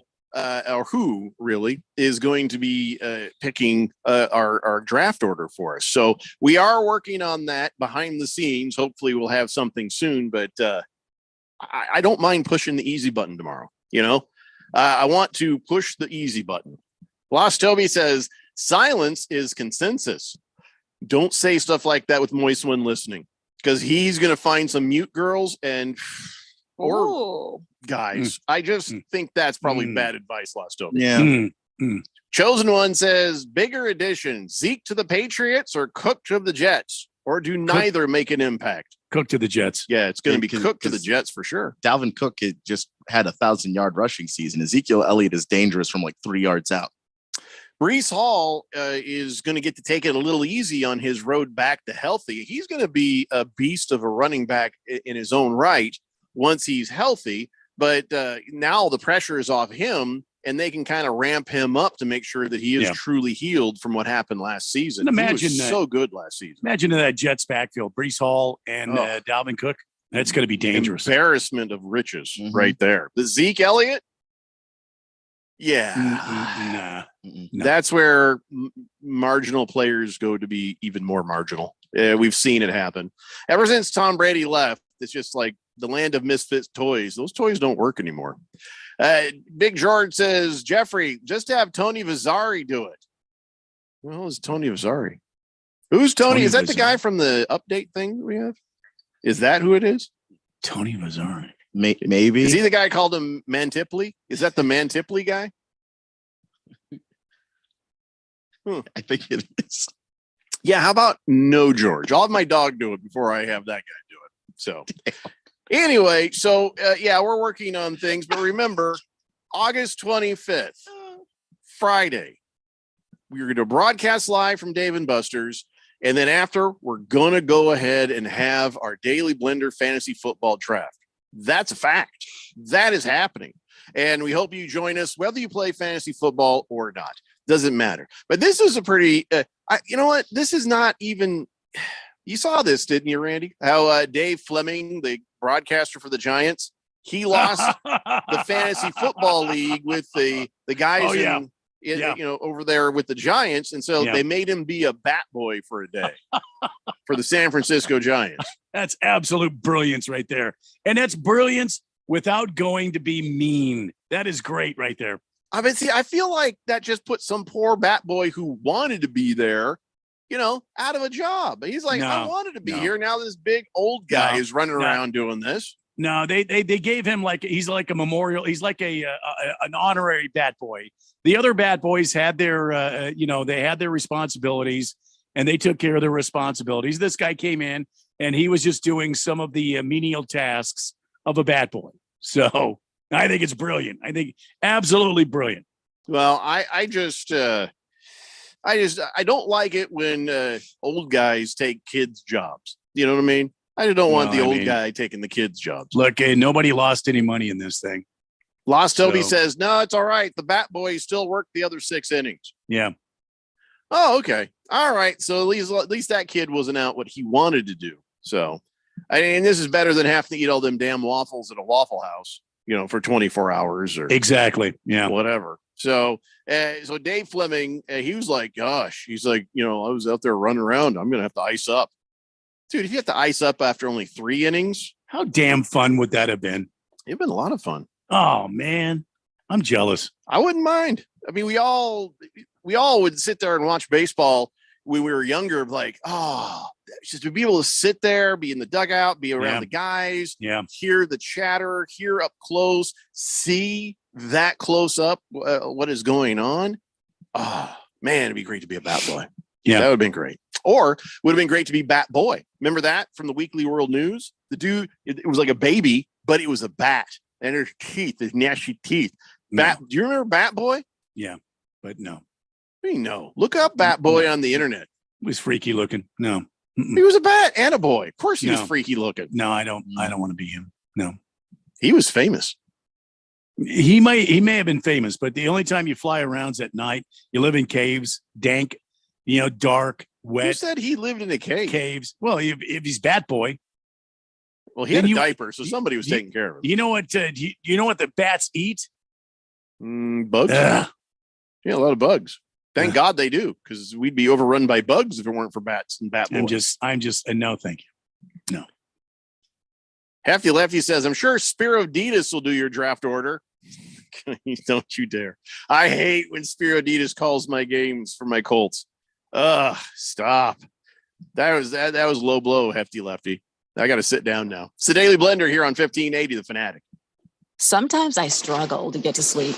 My body stopped for the day, but my mind is still running. So I take ZzzQuil. ZzzQuil, the world's #1 sleep aid brand, has a range of non-habit-forming products to fit you and your family's needs. Invest in a great night's sleep for the best you tomorrow. I'm awake and ready to take on anything. Better days start with ZzzQuil nights. Explore our products at ZzzQuil.com. Use as directed. Keep out of reach of children. For the latest from the world of golf, tune in every Saturday morning from 6 to 8 for the Golf Shop Radio Show, presented by PlayGolfMyrtleBeach.com, the golf capital of the world. Hosts Mark Greenhalgh and Matt Blanchard talk golf from tee to green and everything in between. If you like golf, you're going to love Golf Shop Radio. Before you tee up, drop on in. Welcome to the Golf Shop here on 1580 and 99.3 The Fanatic. I was crossing the street when I met the love of my life. I chased after her. Nothing would stand in my way. Not the dog walker, nor the hot dog vendor. Finally reaching her, I asked, "What do you call that amazing smell?" It's Gain Flings. Gain Flings. My love had a name, but more importantly, it had a scent. Fall in love with Gain Flings. Seriously good scent. Gain Flings with 50% more freshness ingredients versus leading bargain detergent. Greg Clark Automotive trained certified technicians located on the southwest corner of Bethany Home and 19th Avenue, servicing Valley automobiles 44 summers now, offering our summer cooling system inspection diagnosis on the belts, water pump, radiator, and hoses. Every air conditioning service includes a dye injection to find leaks. Contact us today at 602-246-2881. And online at gregclarkautomotive.com. Mention 1580 and get 10% off of labor. Did you know there are resources out there to support every Arizona service member, veteran, and their family? The Be Connected program is available statewide at no cost. We're here to help you navigate the system and get connected to whatever resources you need. Call 866-4AZ-VETS to talk directly to caring people professionally trained to help you. This message is brought to you by the Arizona Coalition for Military Families, the Arizona Department of Veteran Services, and Arizona's Be Connected partners.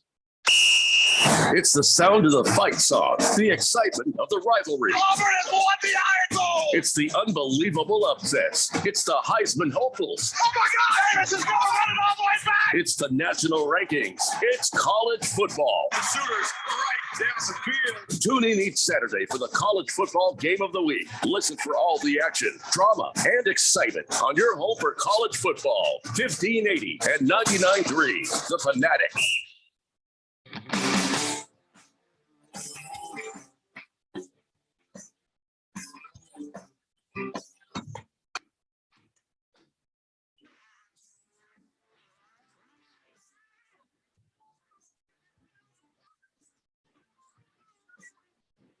James Wendler here on 1580 The Fanatic. Wonder if we get Bat Boy on the show. Wonder if we could get Bat Boy on the radio show. He was like this. He was like this. That's how he always looked. Like that. That's how he looked. I don't think he couldn't even speak. Well, I didn't say he spoke. I just said he looked like this. So, I mean, how's it going to help us on the show? Oh, that's a good point. Mm-hmm. All right. I guess not. Yeah. In the studio's Bat Boy. Who's going to believe that? Fighting Wampa says, it came out that Bat Boy was actually discovered to be Sean Elliott. Sean Elliott. Okay, now I gotta look that up because I don't know who. You mean Sam Elliott or Sean Elliott? Sean Elliott, former basketball small forward from Tucson, Arizona? Or did you mean Sam Elliott? Well, the dude must abide. I'm a little confused now. Why would you pick on Sean Elliott? Either answer is confusing. We have a new doesn't texter. look anything like the Bat Boy. We have a new texter who last time they texted was March, and they still he says they wanted it to be Randy's Depends. He said that would be his texter nickname, Randy's Depends. I don't know what we were talking about back then, but do we let him be Randy's Depends? Or do it's not my thing, man. If that's what he wants to do. I mean, I've got all kinds of names. Yeah, 9548. Since March, we may have even come up with some better, texter nicknames for you if you wanted to peruse. I mean, smack my asterisk. Yeah, it's a little clumsy. That one is. Yeah. What do you mean that's clumsy? I feel like it's a little clumsy. It's got a lot of syllables. Smack my asterisk says it's not bad. See, I like that. Yeah. Okay. Wonderlick. Oh, he's already chose. He wants to be Lost Taco. It's not Lost Taco, it's Lost Taco, but I'll let you be Lost Taco. That works. He didn't even hear. I mean, okay. He just shouted it out. Although, is that the shortest that a name has been on the list? Yeah, I think so. Lost Toby, since he tried to veto some things on behalf of all Hispanicness, I wonder if we have to ask 9548 if he is Hispanic to be Lost Taco, or does it matter? Well, maybe he's Lost Taco. Maybe he or she, they're going for Lost Taco. They spend time and pick that specific name. I think is maybe it's Lost Taco, like Taco from the League. I miss Taco from the League. That show was really good. You ever watched the League? Oh God, that show was awesome. And Taco was an amazing character on that show. Really was. Lost Toby, he's being cool about it. He says, "Tacos know no borders. They are for the world." It says, but here's a good texture nickname. Call him Randy's Golden Shower. Oh, no. Oh, no. That's why? I've got a whole list of the Great Gazoo, Snap Clap, Bat Boy, Oily Stool. No. Why not Bat Boy? No, come on. Cocaine. I like that Bad you Boy really is a want me to bridge put too Bad far. Boy in there, really? But he was in the middle of saying Oily Stool. Yeah, oily Stool is great. Bat Boy, that's too far. Well, I mean, who's going to get Bad Boy like it's Bad Boy, like Bad Boy? You see what I'm saying? Yeah. Nobody's going to get that. I didn't say They're every think, what time I was going to make the Bat Boy face. What a stupid name, Bad Boy. I like Bad Boy. Who couldn't come up with Bat Boy? Is this guy a Doesn't matter. baseball fan? Everybody's going, wait, so since you like baseball, Bad Boy, what do you mean? I don't like baseball. Well, maybe See he's what trying I mean? to be a younger Batman. How do you know? Yeah. Oh, geez. It's very judgmental of you. You guys. I don't know. Sometimes you get upset about the strangest things, man. Wiccan Coven Book Club. There's a damn there's a texter name for I'm you. never saying that out Wiccan loud. Coven Book Club. Never saying that out loud. Now that is that's a nickname right there. So Lost Taco says, did you know that bats are responsible for tequila? They pollinate the agave in Mexico. So bats are great. What do you mean they come on? Write this one down then. Here's one. Chalupa Bat Boy. That's actually Chalupa Bat Boy? I think that is what Taco wanted to name somebody's baby in the League, the TV show The League. Chalupa Bat Boy. Or Chalupa Batman, I think. So Moist one is what's it gonna be? Batman or Bad Boy? Chalupa Batman, I think is better. But or just / boy. Let them choose. Let them choose, Randy. Lost Toby says Beast Mode's cameo in the League was such a great scene. Oh yeah, Marshawn Lynch is good on TV. He actually is. Hefty Lefty says, I'm still bummed that nobody ever funded a National Eskimo Brother database. Excuse me? I almost rather wouldn't know. I don't think. Like, wouldn't you be mortified if you found out? Like, you wouldn't want to know that. It depends. You know what I mean? There are situations where it would absolutely be funny if you knew, but there are others where you're like, no, I didn't want to know that. It just, I think a database makes that scarier to me. Mr. Pink Eye says, can go with shoe size to do draft order. No. Parlay J says, can I be the weather Hefe? Or is that taken? Well, you're already Parlay J, so that's your texter nickname. So the hell do you mean? Wait a minute. Weather Hefe, that's me. That's what I just told him, Randy. I'm the Weather Hefe. What are they doing? What are you doing, Jeffrey? I'm not doing anything. Are you letting them take my nicknames now? You just not hear me say I wanted no to be that one? the weather authority, and you wouldn't let me do No, that. And you're not. you come up with this grandiose thing to call me the Weather Hefe. The Weather Hefe. See? And now Weasley Nips gets on the phone here and says, I want to be weather. J, but, that's okay. All write right. that down, though. Weasley Nips. Weasley Nips. That's pretty good. That's a pretty good one. That's a good one. Write that one down. Weasley Nips. Weasley. I don't see you writing. Are you writing? No, I'm typing. Oh. Damn it. Oh, wow. Okay. Berg says, afternoon, guys. Not you, Keon. Okay, he didn't say that. I just threw that in there to start a fight. Well, now, hold on. Mr. Pringle says, Little Kyler's A-Cup Bra would be a great texture nickname. It's a lot of That's words. Way too much. Way too much, Pringle. Big George says, according to my copious notes, from March, there was a week where Randy was wearing Depends as they were sponsoring the show for a week. Remember Randy had accidents while wearing the Depends? No, it wasn't Depends. No. Well, what was it? Dude wipes. That's what I was using. Dude wipes. No, he's right. No, you were wearing dude. Depends. No, dude, I've never worn Depends in my entire life. I Ever. can get the notes. Go ahead, get the notes. Get the tape. You did wear Radio Ron made you read live reads for Depends. I do remember that. Yeah. Dude wipes is what it was. Dude wipes, and I had a case of them. No, it's not. You did that Radio years Ron. ago. Dude wipes is That was years Depends. Depends. You did a day in Depends. Rye Guy says bats are also responsible for 98% of the viruses that kill humans. Bats are great. He's like, okay, they're like neutral. Says they're nasty, disgusting creatures. Kill all the goddamn bats. Well, you can't do that because we'd be drowning in flies and spiders if that were the case. We need them. Okay, that's just a fact. We need them. Yeah, we need the bats, just not next to my house. They're risky, but we need them. Big Guy says Depends week. I don't recall that. Can't you have Taco Fall as a texture nickname? I think that's a guy's name. So you sure. Yeah. Okay, no problem. You want me to put it in there? We've got old Taco Brooksy Fall? on the line. Yeah, put Taco Fall in there. Maybe the real Taco Fall will show up. You never know. I've loosened up the rules at the radio station. Have you really? Because of the heat. Well, I've always had one rule. There's always just the one. And that is wear pants. Wear pants. You got to wear pants. Okay. When you show up, because there's another radio station in there and they have financial clients and people coming and going.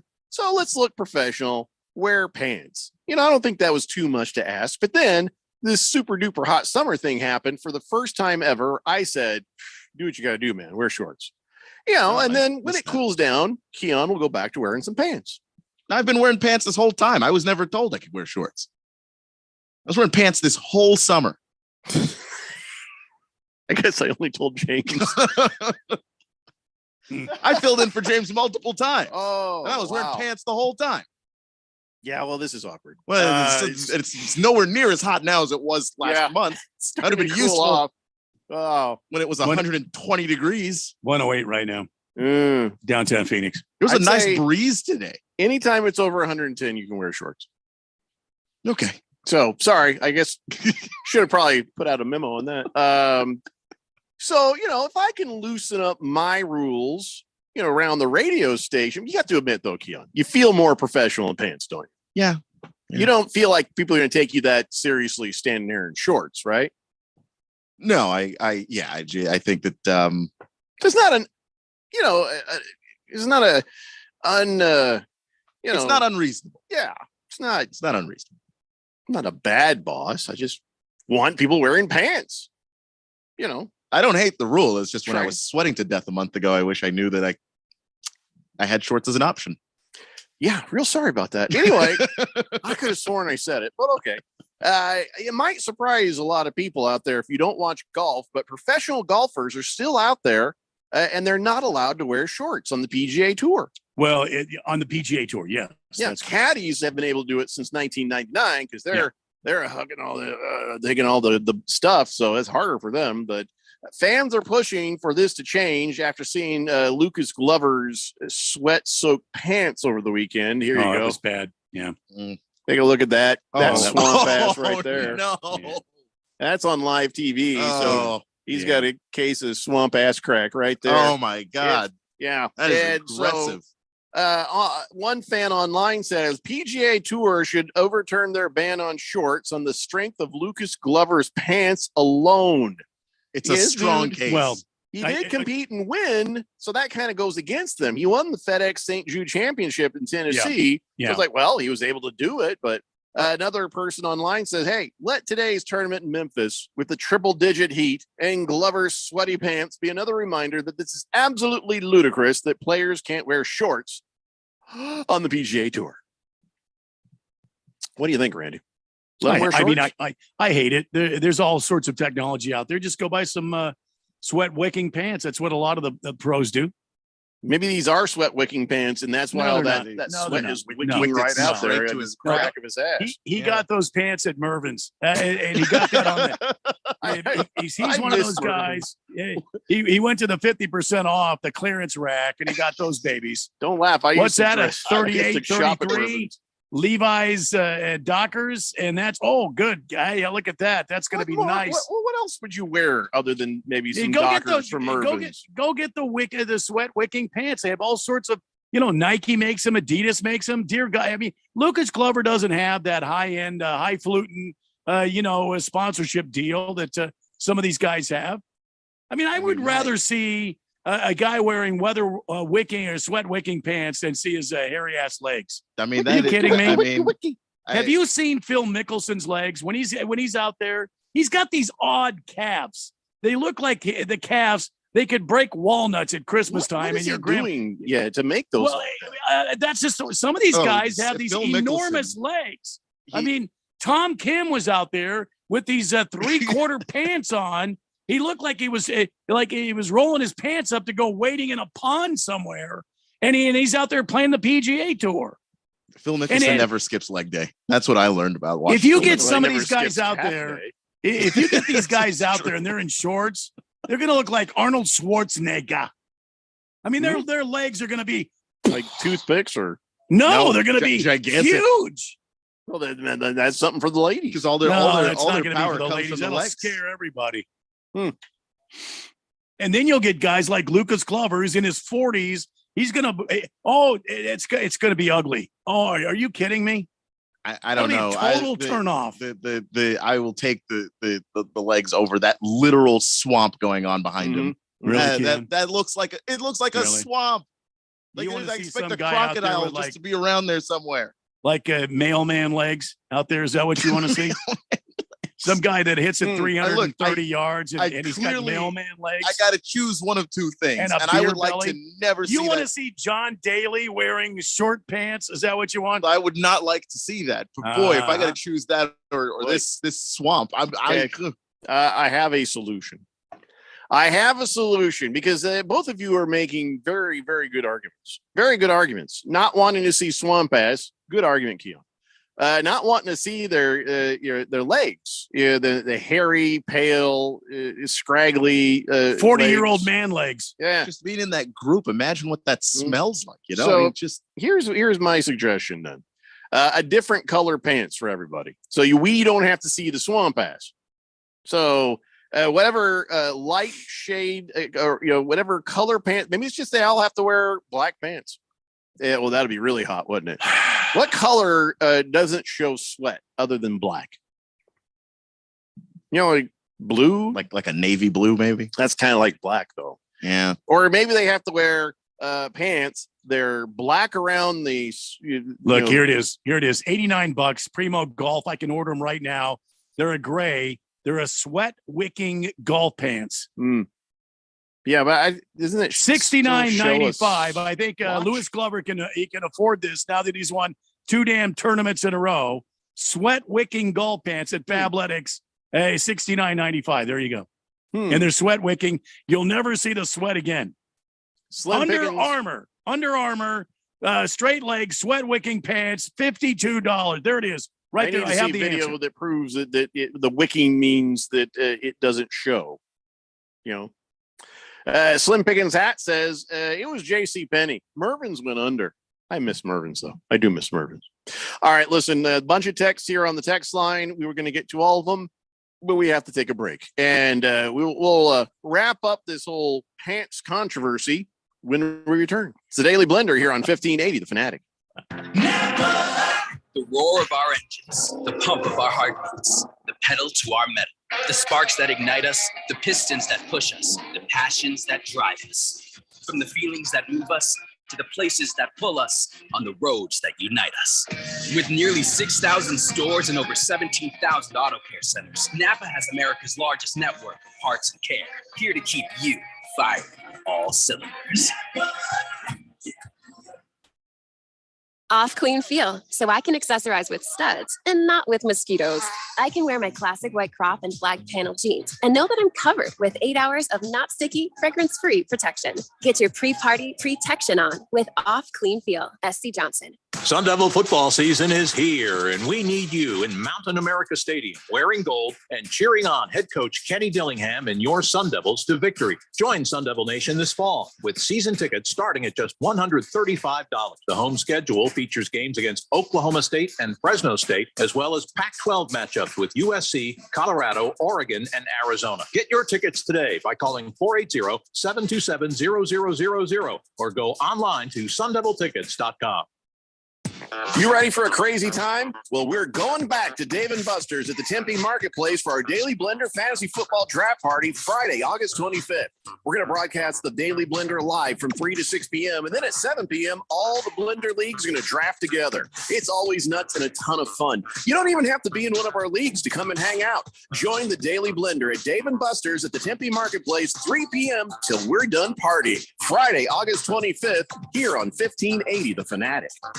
Greg Clark Automotive trained certified technicians located on the southwest corner of Bethany Home and 19th Avenue, servicing Valley automobiles 44 summers now, offering our summer cooling system inspection diagnosis on the belts, water pump, radiator, and hoses. Every air conditioning service includes a dye injection to find leaks. Contact us today at 602-246-2881. and online at gregclarkautomotive.com. Mention 1580 and get 10% off of labor. So, what's your favorite thing about sports? The excitement, the action, or the 5-meat pizza and the six-pack? Bingo. That's what we thought. 1580 and 99.3 The Fanatic, and always on at 1580thefanatic.com.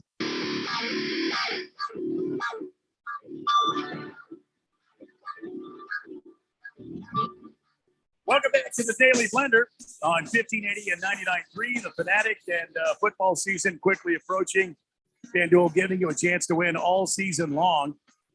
Matter of fact, this week we got games Thursday, Friday, Saturday, Sunday, and Monday. Depending on what team you think is going to do well this year, maybe it's your team. Maybe you're Ralph and you have two teams in the fracas, or three teams in the fracas. 8. What you want to do is right now, when you bet on a Super Bowl winner, or if you're Ralph, you can put money down on 3 different teams. You can get bonus bets every time that team wins in the regular season. Just pick any team to win the Super Bowl, and you get bonus bets for every victory. Then you can use those bets on all sorts of betting options: spreads, point spreads, player props, over-unders. How many touchdowns in a game? How many passes during a game? Any number of things you can bet on in an NFL game. Visit FanDuel.com/Randy1580 and start earning bonus bets with America's #1 sportsbook right now. That's FanDuel.com/Randy1580 and get going now on America's #1 sportsbook. That's FanDuel.com/Randy1580. You must be 21 or older, present in Arizona. First online real money wager only. $10 deposit required. Refund issued as non-withdrawable bonus bets, which expire in 7 days. Max bonus $50 unless specified otherwise. Restrictions apply. See terms at FanDuel.com/sportsbook. Gambling problem? 1-800-NEXT-STEP or text NEXT STEP to 53342. Jeffco.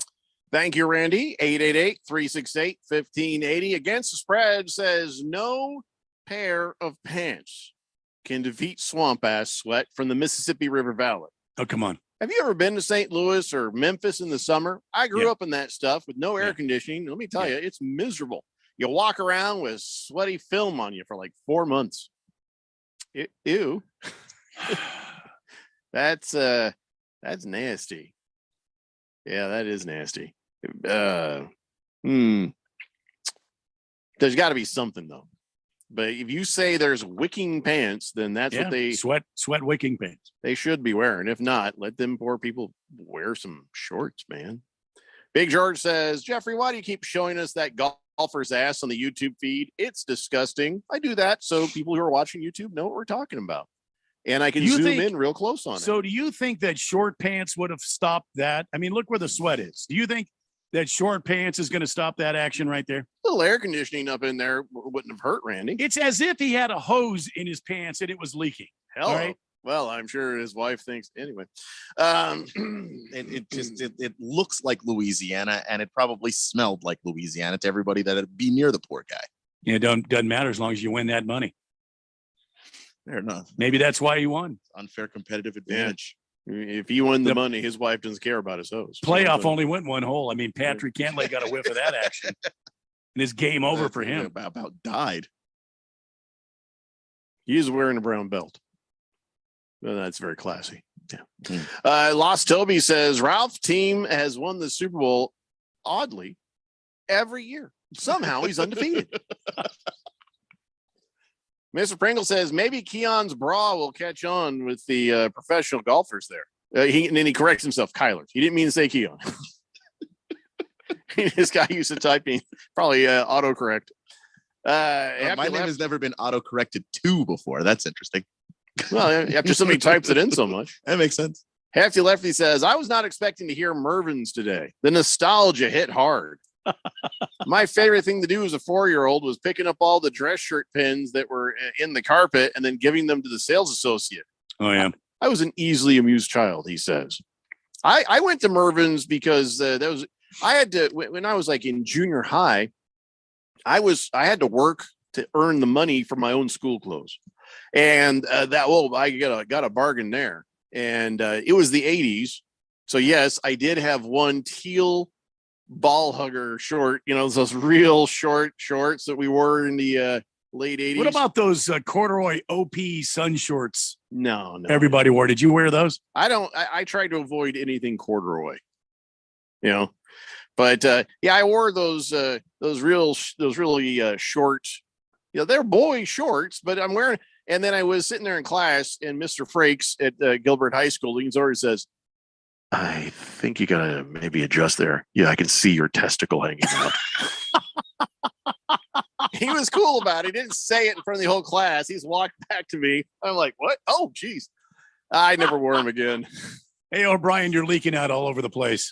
He's like, listen, I don't want to make this weird. Coming from Mr. Frakes, who was weird. That was appreciated, though. Say, you're overflowing just a little. Your ball is hanging out. It's like, oh my God. But he was a good guy for not embarrassing me. Hefty Lefty says, since golf is Scottish, do you think the PGA would allow knee-high socks and a kilt? That would keep it nice and breezy. I think that'd be great. They don't have kilts, but they did have the knicker style. They had the short, the 3/4 length pants. Yeah, capri pants, short pants, knickers, whatever you want to call them. Nothing better than a nice kilt where the air can just waft. I would make them wear underwear with this though, because you're on the Golf Channel and your skirt blows up, and then everybody gets to see you kneel down 9-iron. Kneel down. Your pitching wedge. You kneel down to line up a putt, and it's hello, Dolly. So that's where he keeps his extra balls. Okay, yeah. No, you'd have to wear the underwears. I think they should allow them. Hefty Lefty, that's a stellar idea. That's a stellar idea. Lost Toby says, back to school shopping at Mervyn's. Those were the simple times. That's right. That's right. They had good stuff, too. It was good stuff. Navy Brad is on the text line. Oh, my whole screen keeps moving. He's like, Batgirl from the TV show back in the day. She is still hot today. She's probably dead today, Navy Brad. Wow. And he sends me a picture of a girl in a sparkly Batwoman suit. Okay, Navy Brad. Let's see. Some text from Moist One that I'm not going to read. Blissful Haze. Same. Rectinator just spewing hatred towards Ralph. Tron Slater has a question. Does anyone know if Kyler Murray's parent or legal guardian signed the permission slip for him to play in week 1? Oh, Jesus. Yeah. It's a good question. Rye Guy says, O'Brien, did you say knickers? You racist bastard? The pant that's not racist to say the name of a pant. That's what the Knicks are short for. Yeah, Knicks, Knickerbockers, knickers. That's what they were called. You're a racist for even thinking that way, Rye Guy. Shame on you. Blissel Hayes says, congratulations to Anthony Richardson. Yeah, I saw that. I think it's too soon. I wish they wouldn't have done that. I'm not sure why they did that. If for no other reason to get him first team reps all the time. Maybe they feel like he needs it now and for the rest of this if he's going to be ready for the first game. But yeah, they announced Anthony Richardson. He is the starter for the Colts. They announced that today. Gardner Minshew says, I'm okay with it. I know this kid's going to be special. And he's like, I understand. And he knew coming in what his role was going to be. They sometimes post the video of the two of them throwing side by side in camp. And Gardner Minshew has the greater amount of experience, and so is the better quarterback right now, but the better thrower of the football. If you're just going to go, when the ball leaves that guy's hand, who's the starter? It's Anthony Richardson. Yeah. I mean, it jumps off his hand. It's astounding. Yeah, it's amazing. So Gardner Minshew, I feel like he'll probably get his chance to show everybody, what he's got and what he's worth. And, he'll end up doing something somewhere and maybe he'll be happy backing up Anthony Richardson. If he has any little teeny bit of an injury, they're going to pull him out. They're going to pull him out and make sure he's 100% because they don't want to break him, like they did Andrew Luck. They've learned their lesson. So Gardner Minshew, little stub toe on Anthony Richardson. Gardner's going to find himself out on the field doing some stuff. So fair enough. Yeah, I mean, Bill Parcells used to always say that if you're the backup, you always stay ready and you always stay alert because you're one play away from being the starter. Swave Dave, I did not ignore your previous text. I didn't miss your previous text. I just can't read your previous text, and you know why. So, so he's like, just wondering if you ignored my previous text or just missed it. No, neither. I didn't miss it, and I didn't ignore it. I just can't, Swave Dave. If you read it, then you'll know why. I just don't do that. I don't comment on people who are no longer here. Kiss the Cook says, sometimes I wear a kilt when I play golf. Hopefully I won't get disqualified for having 15 clubs in my bag. Yeah, there's a rule. You can't take more than, is it 13 or 14 clubs out on the course? So that's a joke. He's talking about his weenie. He's talking about his wee-wee? Yeah. Slave Dave says, I'm so sorry. I didn't know that. Yeah. Don't worry about it. No big deal. I just understand, guys, sometimes if you text something, there's going to be various reasons my way. I might just pass. I might have to pass. And yeah, that's one of them. 888-368-1580. All right. So Doris Burke, is she going to be? All right. Here's the thing. It's going to be Doris Burke, Doc Rivers, and Mike Breen. Who's calling the damn game? Oh, it's probably Mike Breen. Who's going to be the primary secondary voice, Doris or Doc Rivers? Is Doris now Jeff Van Gundy, or is Doc Rivers Jeff Van Gundy? Who's Mark Jackson in this equation? How is this supposed to work? It doesn't seem like it will.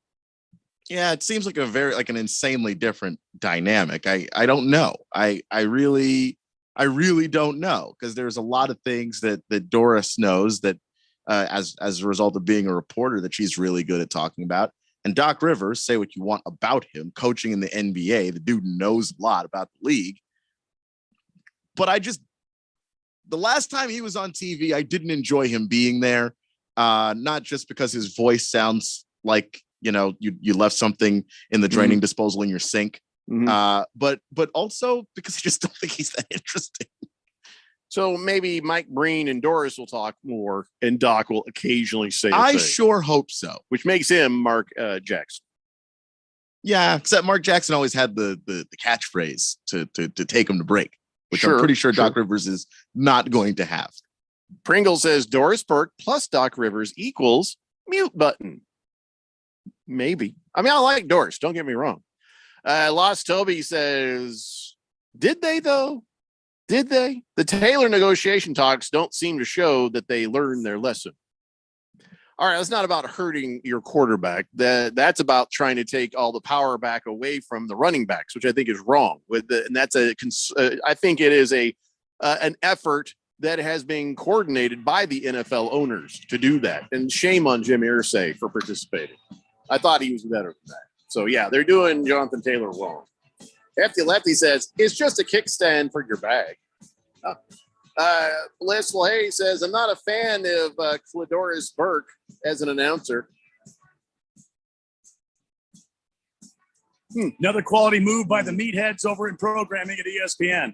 I don't know. I like Doris Burke. Yeah, I don't think we're going to say that. Doris version of Burke. her I'm name just ever saying, again. putting them all three together doesn't make any sense. No sense whatsoever. You could have hated on her without doing that. I don't understand that at all. You understand this is a radio station. I did see a Ford Taurus, and they got like a little metal clip. That was actually. Oh, anyway, hour 3 of the Daily Blender is next here on 1580 The Fanatic. The roar of our engines, the pump of our heartbeats, the pedal to our metal, the sparks that ignite us, the pistons that push us, the passions that drive us. From the feelings that move us to the places that pull us on the roads that unite us. With nearly 6,000 stores and over 17,000 auto care centers, Napa has America's largest network of parts and care, here to keep you firing on all cylinders.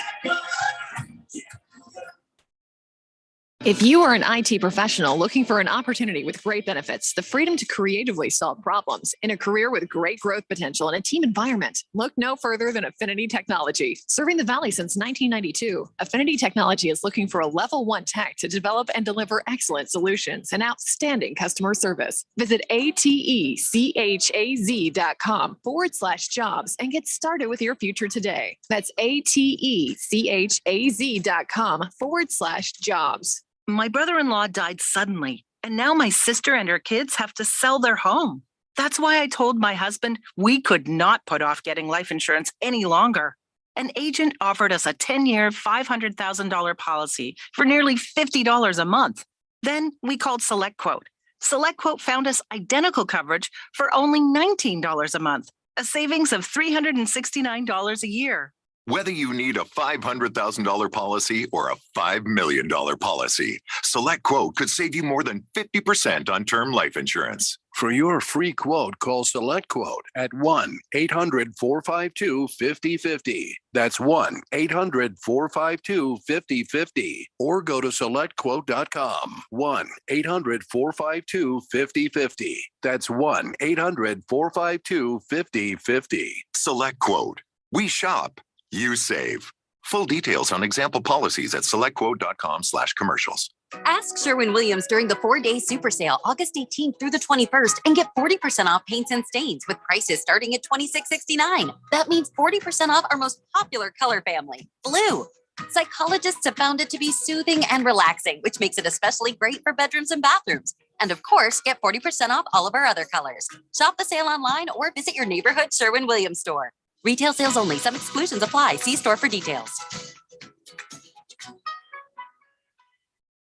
Do you know about 211 Arizona? It's a free service to connect you with resources anywhere in Arizona. Housing assistance and eviction prevention, transportation and ride services, healthcare benefits, food resources, and even utility bill support. Talk to a live operator in English or Spanish, 24 hours a day, every day of the year. Just dial 211 or visit 211arizona.org. Get connected, get answers, and get the help you need. This message is sponsored by 211 Arizona. KQFN Tempe. Also transmitting on K25CD Phoenix at 99.3 FM. And K240U Fountain Hills at 95.9 FM. It's time for the third hour. All right, people, settle down because it's time. For what? Showtime. When does it start? Right now. 3, 2, 1. Let's get on with the show. Let's do it.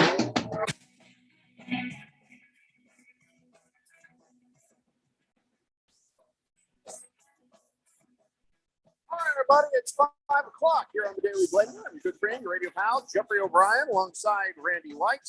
Got Keon Rhodes in the control room, and you guys are on the Fanatic text line, 888-368-1580, as we broadcast live in the Harmon Solar Studios in Scottsdale. All right, let's talk some football. We were just talking about how Anthony Richardson has been named as the starting quarterback already for the Indianapolis Colts, and he's like, yeah, he says, I was shocked. He says, I've been grinding, putting in the work to get the title, but he's like, I was just surprised it happened so soon, he says. And he's like, but all right, I'm ready. Let's do this. And, of course, Gardner Minshew is like, yeah, I get it. I understand. He's going to be a special player. And, it'll be all right. So, but it was a surprise for them to do this so fast. But I really do believe it has to do with they want him getting all the reps, all the first team reps. And you can't do that if you're in a quarterback battle. And Jim Irsay, he wants Anthony Richardson out there on the field ready to go. And what I worry about is the O-line healthy enough to protect Anthony Richardson better than the O-line was when Andrew Luck first showed up?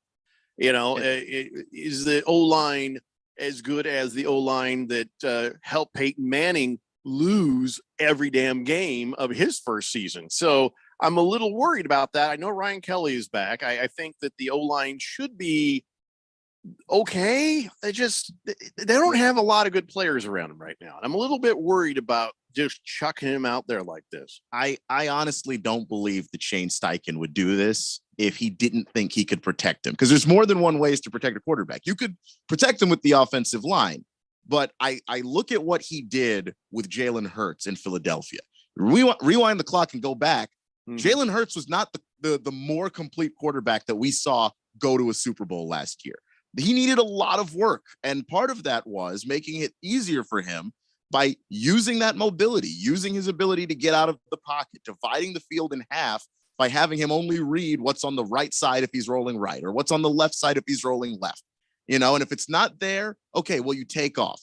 And you use these things to kind of protect him so that he's not just standing back there taking hits, which I think makes him different from the way that they used Andrew Luck. I don't think that Anthony Richardson is going to take the same kinds of hits where he's just dropped back and he's not moving and he's just taking these hits from defenders. I think he's going to be moving around with the opportunity to make some plays, and I think it is going to protect him. I also think it's going to make the game easier for him, which is why they feel more comfortable giving him the role as the starter, because quite frankly, he just didn't play a whole lot at Florida. He really got that one full season where he was the guy, and then he went to the NFL. He just has to play games. And I think that that's part of the reasoning of putting him out there to just say, hey, it's going to be throw you to the wolves time, and it's not going to be easy, but you're going to get an understanding of the game faster if you just play in real games. Well, I hope it works out, because I might have to switch teams. 888-368-1580. Aaron Rodgers did not have as good a day as Anthony Richardson. Right? When does the Hard Knocks episodes come out? What day? Because I remember watching last week. I sat down and actually watched it. And it was like kumbaya and syrupy, happy. I love you. I love you too. Oh my God. Aaron Rodgers is just chipper and happy and it was just vomitous. How sickly sweet the entire episode was. And so today, okay, I'll see. I want to see if there's cracks, because Aaron Rodgers, they had I think it was a joint practice, and he got frustrated. People were like, oh, we just saw the frustrated Aaron Rodgers. Well, today they saw Aaron Rodgers have a bad day.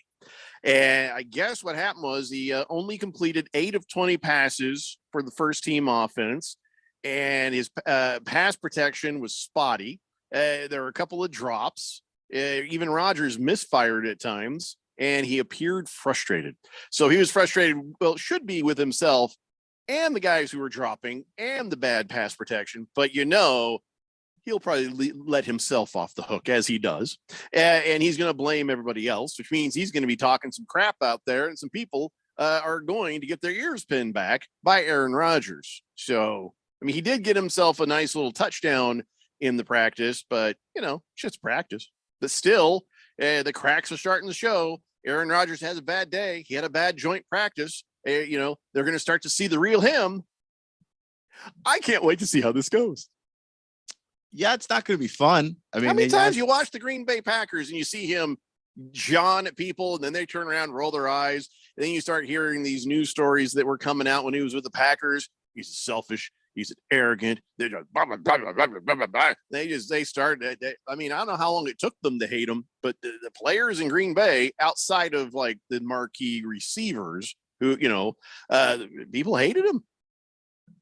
Yeah, he's got a diva mentality. He's kind of hard to work with in that way, and the love affair in New York is only going to last as long as he can be happy. I mean, when he's not, everyone on earth is going to know it, and part of it is he's a perfectionist, and he demands that of other people. He holds them to that standard, and it is hard to watch sometimes. Not just that. Even if it's not their fault, it's their fault. It's never his fault. He is one of those people who can't take any blame. When you see him blow it on the field, he finds a way to yell and blame it somebody else. And you've seen him making the faces. You've seen him like talking to people, and you had just watched the play and you're like, no, that was on you, Aaron. That was on you. You've seen it, right? I'm not the only one. I mean, I don't know. Maybe it's not something that stood out to me. It's not like I don't know. I'll focus on that, I think, a little bit more going forward, because I'm not saying you're wrong. Just that's not something that stood out to me necessarily. But I dislike him, so I pay attention. He's definitely hard to work with. Like, even when guys make mistakes, if you look across the league, not every quarterback rips the person who makes the mistake in half. Sometimes, especially last year when it was hard to work with him, he had rookies who were trying to learn the hand symbols he made up and then didn't really teach them. And so you got poor Romeo Dobbs out there, and Christian Watson trying to figure out what the hell is going on. And he's ripping them for making mistakes that I think you would allow any other rookie to make that mistake while they were learning. He didn't allow that. And stuff like that just doesn't seem fair to me. Do I think the Jets are going to win a Super Bowl? No. Do I think they're going to be in the playoffs? The team is too loaded not to be. Look at that running back room. Look at that receiver room. Look at that offensive line. If he melts down the offense, Keon, that defense is going to keep them in games, but ain't going to win them games. I mean, how bad does he have to melt it down? Because last year it was Mike White, Joe Flacco, and Zach Wilson. And they were still about to make the playoffs. Like, he has to be worse than all three of those guys, and I just don't see that. All right, well, they're not winning a damn Super Bowl. I'll say that. Blissful Hayes says, I hope Anthony Richardson doesn't wear a bra like, little person. I don't care what he wears as long as it works. Seriously, he can wear a bra and panties and some high heels out there as long as he gets the damn job done. I don't care. I mean, underneath the uniform. It would be highly impractical, and I don't think the league would allow it. I would imagine there's a lot of people who wear their bra and panties out there. You just don't ever know about it. Lost Toby says, if you need help with the process of picking a new team, Ralph could assist with that. Yeah, Ralph just spins a there it is. Swave Dave says, Keon, do you happen to know what team from last season had the highest points for players in fantasy football? I'm just curious. It's a damn good question. That is a good question. I actually don't know. I don't know if anybody has those stats handy to say which team produces the most amount of fantasy football points. I'd be thinking something like the Chiefs, right? Oh, that's a good question. I guess when you think fantasy football, you're thinking individual. You don't think everybody on a team. You got to remember the defenses, they don't make enough to move the needle if you're playing in a league like ours, but we're PPR. So you'd have to have a tandem of like a really great running back, wide receivers, tight end, quarterback, a stacked team, if you will. Tell you what, who's, the Jets are kind of stacked. Yeah, they're a loaded team. Now they got Dalvin Cook and Breece Hall. I don't know about their wide receiving core. The stat muse says it's the Patriots, and that doesn't seem right. From what year? 2022. How's that possible? That's what I'm trying to figure out. Against the spread says, how about them Chicago Bears? Fields finally has someone to throw to. I think the Bears can win 8 or 9 games this year. I think I think that's actually very possible. DJ Moore, really good yards after the catch guy, which really showed up, in the preseason game. I understand it's preseason, but he was that way in Carolina too. The Bears were dead last year in yards after catch. So that means anytime Justin Fields completed a pass to a person, that's about all they got. They got dropped. You know who was the number 1 team in yards after the catch? It was the Chiefs. Let's rewind back to this. The Bears, once they caught the ball, they got dropped. Mm-hmm. Is that on Fields? Did they have to stop and turn to get the ball? Are they not, or you know what I'm saying? Or the wide receivers just not? Because usually you should get something. I mean, if you look at the wide receivers last year, I'm inclined to think it was on the receivers. I mean, That's why you go out and get a DJ Moore, because he can do that. It's just like being able to go out there and get those extra 2 or 3 yards. And I understand the quarterback play is a part of it, but it's not like I didn't see personally, and I had Justin Fields in fantasy. I didn't see him aggressively throwing the ball behind people, and missing throws in that way. It was just a lot of, you throw it to the guy and then that's all you're getting.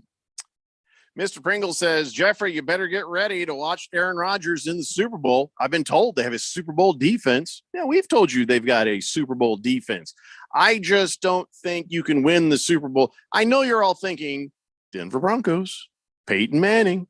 That was the similar kind of thing. I have more faith in the offense when Peyton Manning and Brock Osweiler were running the Denver offense than I do Aaron Rodgers and what he has right now. Although, geez, that running back core, he's not going to have to do a lot. Gee, if they get leads in games, I can't believe I'm not going to accept it, Pringle. But they certainly won't win. I got to say, the AFC is tough. That even then, it's still a tall order when you look at some of the other teams that are out there. Las Toby says Kittle is the yak king. Yards after carry, not actually yaks, Randy. By the way, Randy, when I talk about injuries right now, we're not doing the injury report until actual season. Okay. So I don't need the music or anything like that, but we do need to start paying attention to some of these injuries, because now we're 2 weeks away from the regular season, 2.5 weeks or whatever the hell it is.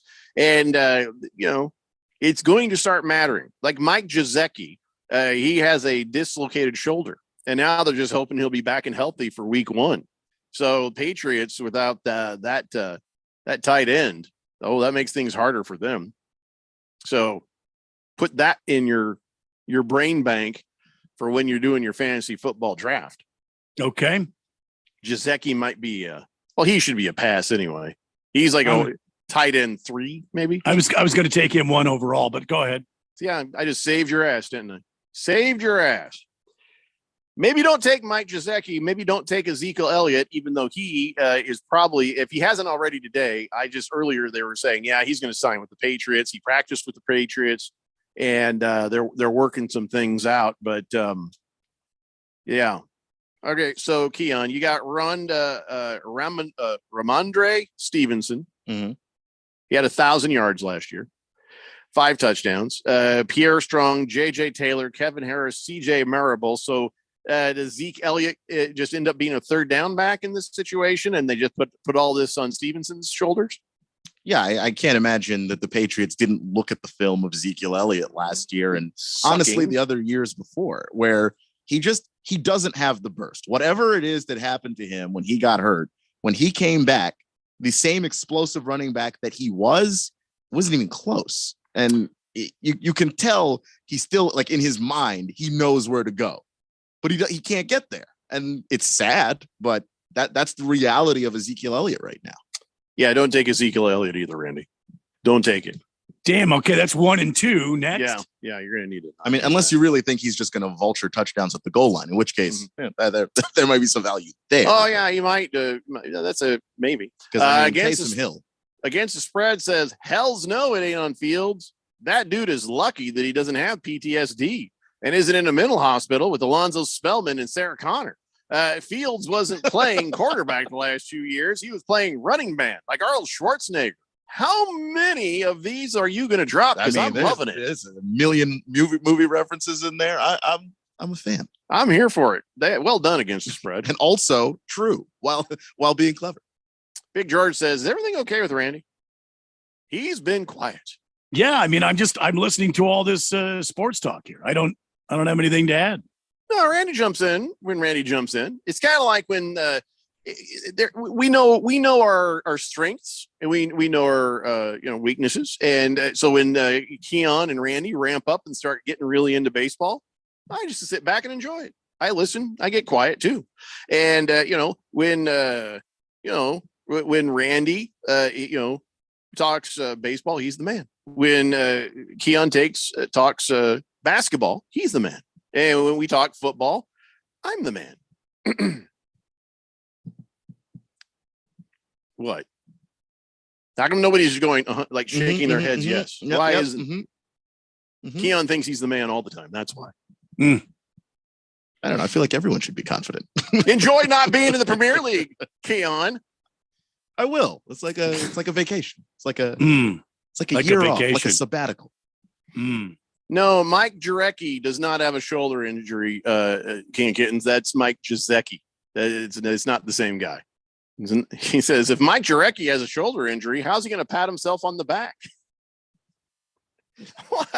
What? Wow. I didn't know. Why would anybody have anger towards Mike Jurecki? What did he do wrong? Apparently, he pats himself on the back. Yeah, I could do it. Surprised at this age I still have that range of motion.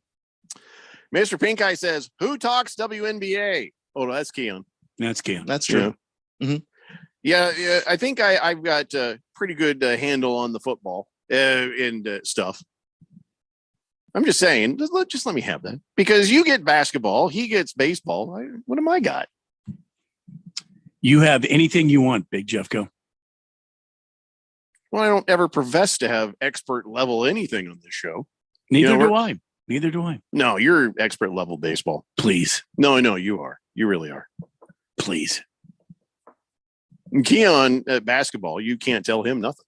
No, well, that's true. You can't tell him anything. I'm a huge nerd. And I feel like I have expert level football knowledge. Yeah, you're great. Why does Keon keep looking away when I say that? Why do you no? Why do you keep trying to hold back a laugh? I am not trying to hold back a laugh. I'm looking at this what it fantasy thing. So the total of fantasy. You're looking points at for fantasy the year, on the computer? Yes. Jeez, we Does got to Radio get Ron HR in know here. that? No, fantasy football. You know they monitor what you're looking at there. Then they're going to find fantasy football, because this is a sports show. So is it? Well, from time to time, we dabble. So we dabble. The Patriots. There would be many people that have say the that. most fantasy points in total, but the team that averaged the most fantasy points per game would be the Chiefs. Wait. Total for the year or total for history? For the year, for 2022. Still confusing, but my guess is the defense. But in fantasy football, I mean, what scoring gives you that much on defense? That's the thing is the StatMuse is not really a fantasy site, but it does calculate things. And so they have thrown that number out there. The top 5 for the total are the Patriots, Cowboys, Niners, Eagles, Bills. I would expect Cowboys, Niners, Eagles, Bills. I would not expect Patriots to be number 1. Something is wrong. Something is wrong. So I'm trying to figure out what the breakdown is. Well, the Jaguars, they were top 10 fantasy points, total fantasy points. Which makes sense though, because you got Trevor Lawrence in that offense. You got Travis Etienne. Such a bad team. Right, they guy made the says, playoffs and won a game in the playoffs. Oh yeah, I'm used to him from the year before. Yeah, we're all used to him. Yeah. What's his name? Rye guy says, "Yeah, you're Irish, O'Brien. We Irish don't know how to be quiet ever." Nah. I do, and yet Jeffrey finds a way. I think maybe you're saying something more about yourself than the Irish. I don't do the show drunk. I know that's a surprise. But if I had, then that'd be a different story. Big George says, I know how to get Randy involved. Randy, who do you think are going to win the big NASCAR race this weekend at Watkins Glen International? Yeah, I won't watch. I don't care. Are you just like anti-NASCAR for forever? If it's on a road course, I give a big fat rip about it. I don't care. Another road course? Is this another road course? Watkins Glen is a road course, and I don't care. We're running up against the break. Last weekend was Indianapolis. It was the road course instead of the oval, and I didn't care. I don't care. Michael McDowell somehow ended up winning. I'll find out who wins after the race because I won't watch the damn thing. Can I just ask you, and remember, try to keep your answer brief because we're running up against a break here. Mm-hmm. Why do you hate the road course so much? It's not NASCAR. Be different, man. It's NASCAR's. Quit trying to play to the young crowd. Quit trying to alienate the people that got you where you are. I guess I don't. It's just because they're not turning left. Yes, it's the only. Listen.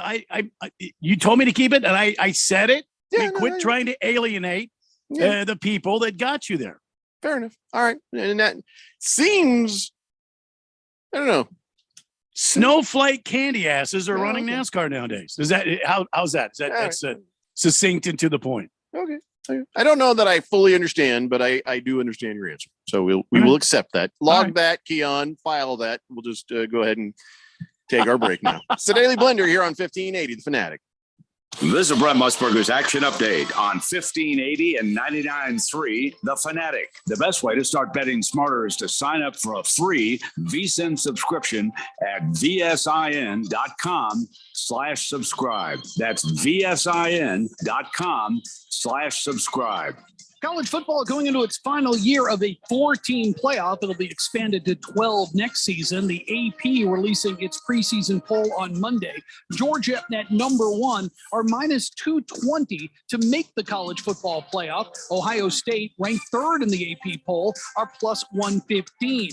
Michigan, the number 2 team, according to the Associated Press, are +125. Alabama, number 4, at +155 to make the playoffs. USC +250, and Texas is at +320.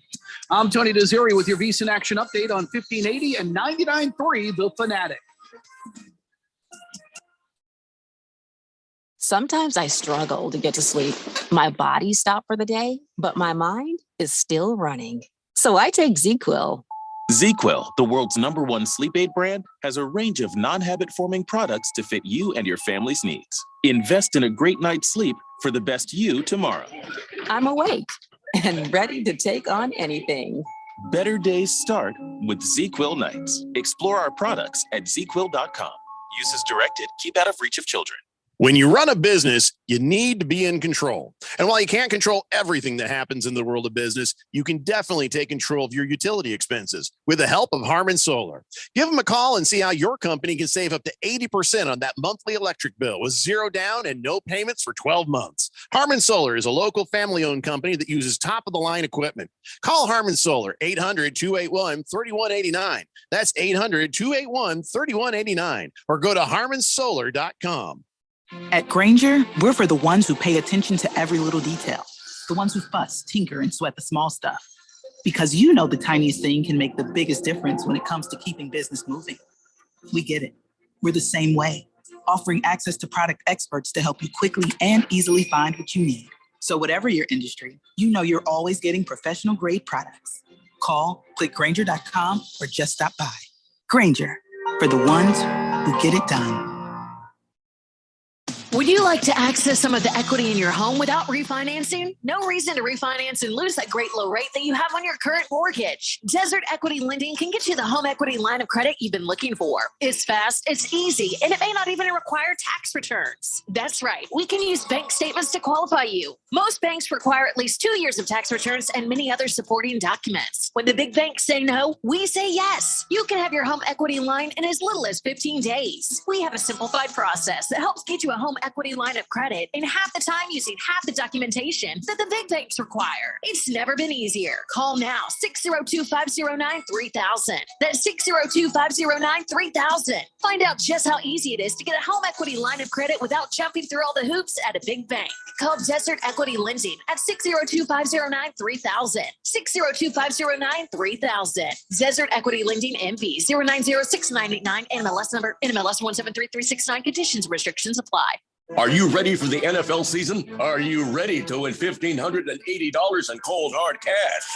Sign up today for the Harman Solar 1580 The Fanatic NFL Fan Pick'em Contest. Get over to 1580thefanatic.com and sign up today. Someone needs to win this $1,580 first prize. Why not you? Finish in second place. Cha-ching! You win $500. The Harman Solar 1580 The Fanatic NFL Fan Pick'em Contest. Sign up today at 1580thefanatic.com.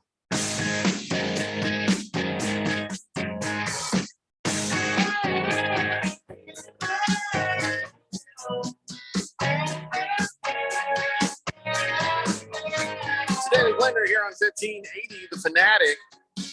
So we were sitting there watching the Cardinals preseason game, Randy. Yeah. And the field looked like underwear with a skid mark straight down the middle. And I was like, well, did they not change out the grass from the Super Bowl? Are they using the same grass that everybody was complaining about? Or is this a new version of grass?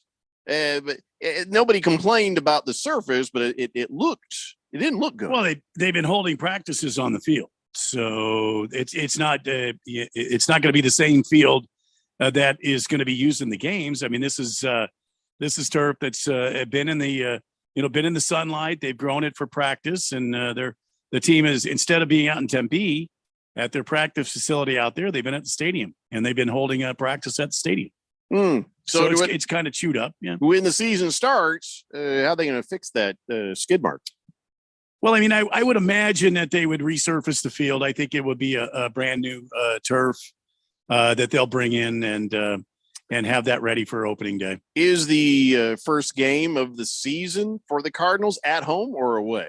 Do they have at least a chance to let some new grass settle in? I think we're at home. I think we're at home against Washington. All right, because it just didn't look I don't great. believe you are. I think you're on the road, actually. Oh, are we? Yeah, I think we're you're in DC. There you go. Playing in DC. Yeah. All right, there you go. Well, that'll be it. They'll fix it up and it'll be fine and ready to go. Why? Because it's not the NFL who's putting that field together like they did for the Super Bowl. I think I'm getting tired of everybody blaming the Cardinals for how bad the field was when the Cardinals had nothing to do with it. The Super Bowl crew was not the normal grounds crew.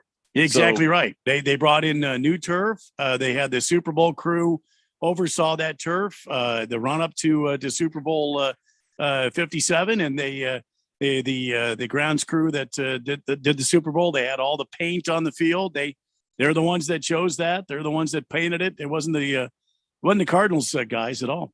No. Sun Devil Raul says, "Hi, Jeffrey. You're a pretty bright, worldly guy. I bet I could easily get you to speak Native American."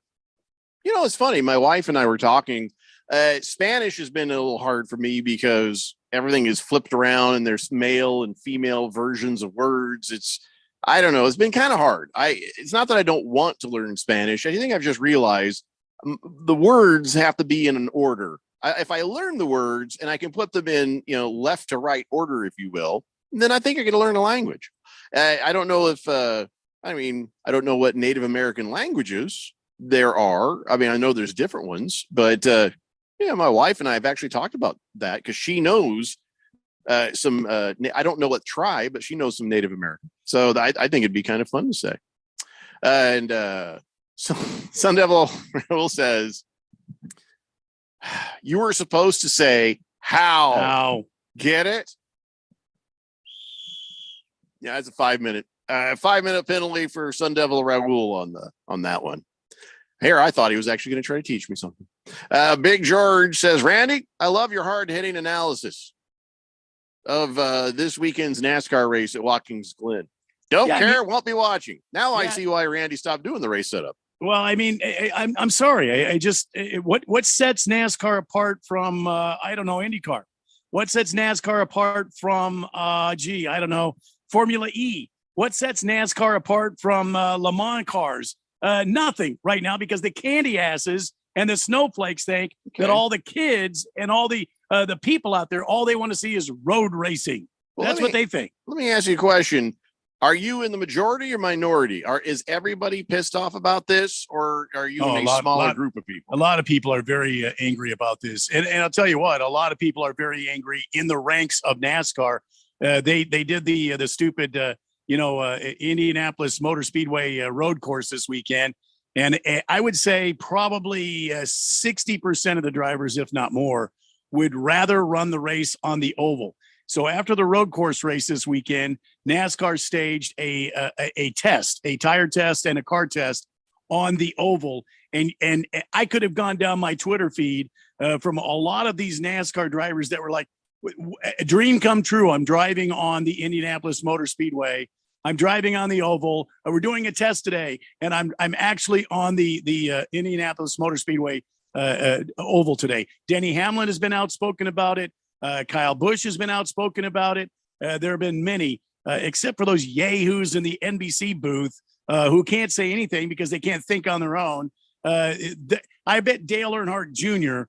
would come forth if he wasn't bound by some contract to the Peacock, and he would come out and say they should be holding this race on the oval, not on the damn road course. Let me ask you another question. Are those races sold out? No.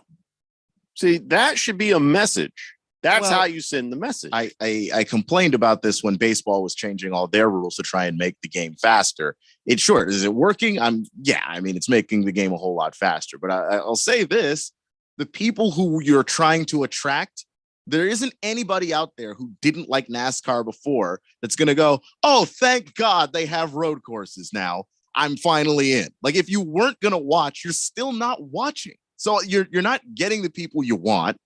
And you're losing the people you had, and it's only going to get worse. I mean, from the people that I follow in the industry, I mean, this is not the end of it. I mean, there are more road races planned that they're going to get rid of. I had some candy ass on Twitter try to tell me after I complained about the Chicago street race being run when they should be at Daytona. Traditionally, on July 4th weekend, they don't run a street race in Chicago. Traditionally, it was the Firecracker 400 from Daytona. But some candy ass told me to shut up because I didn't know my NASCAR. And I don't get into shooting matches with these dumbasses. What I do is I just keep quiet and I let history reveal itself. And about 30 or 40 people say, oh no, NASCAR used to run at Daytona on July 4th. I didn't have to say anything. You see what I'm saying? But they've got these people in power now that think we've got to change the sport because nobody's watching. The reason nobody's watching is because you don't have any superstars of the sport. It's very vanilla. You've taken everything away from it. NFL, I hope you're listening. You've taken the edge away from NASCAR.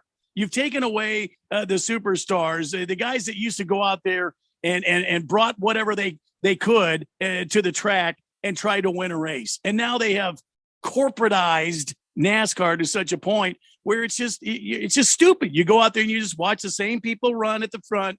There's no real new winners. Oh, there might be diversity in winning, but it's all of the super teams. All the super teams are all who's winning. Okay, Michael McDowell won this weekend. But I mean, that's a fluke. That's maybe 1 in 100 races that you're going to have a guy win a race in NASCAR nowadays. That's not a part of one of these super teams. I mean, do your research. Just look it up. Blissful Hayes says skid marks. That'd be a good texture nickname. And I think candy asses would be too.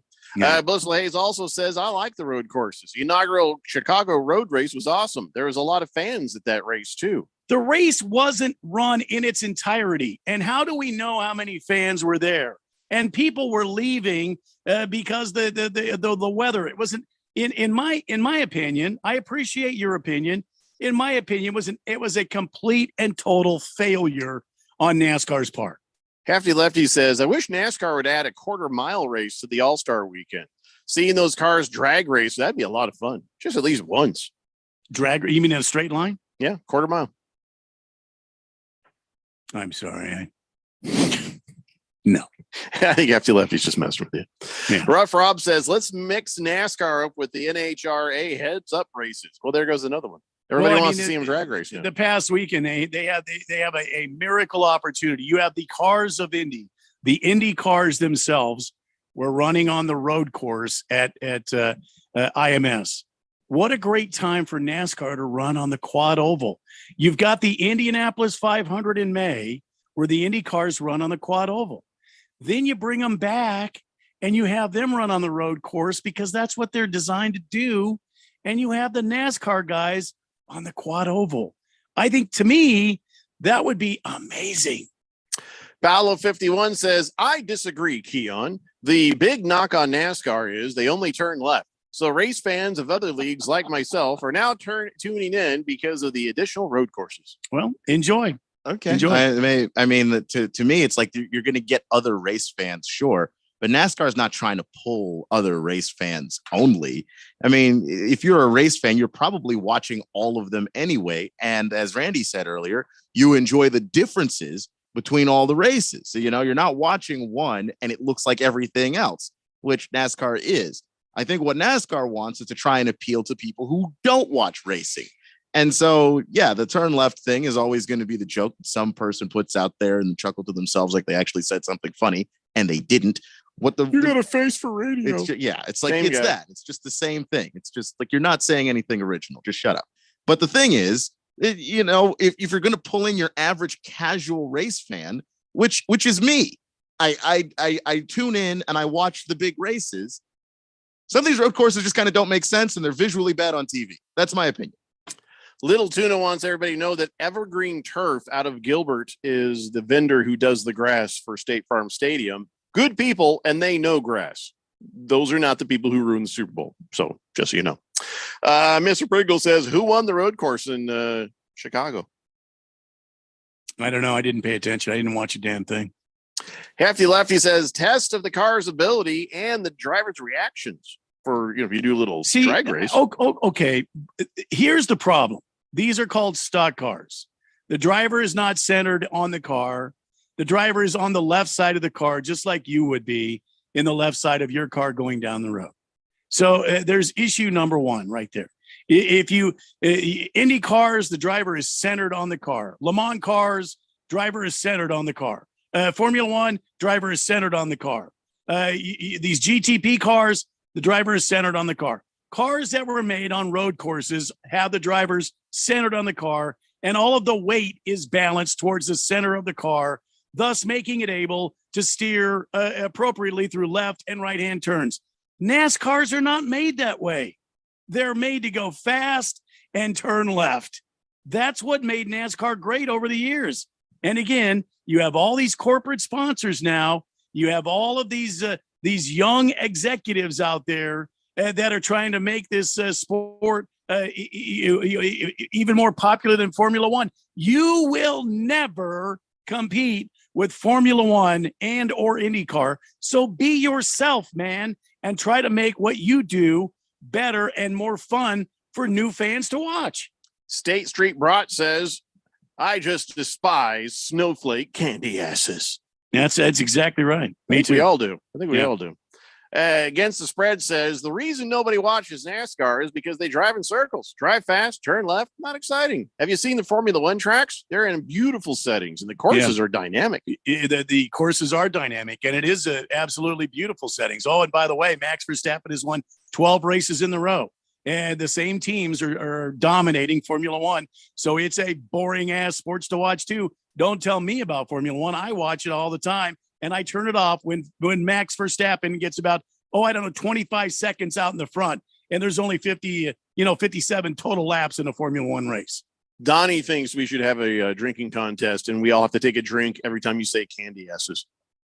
Today, we would all be in the hospital with alcohol poisoning. If you take when was NASCAR the most the most famous? When was the big explosion in NASCAR? Dale Earnhardt, Jeff Gordon, the battles that they had. And you just said it. The battles that they had. People tuned in. There was drama. There's no drama. And you want NASCAR to be exciting again? Bring some drama back to NASCAR. It's not the road courses.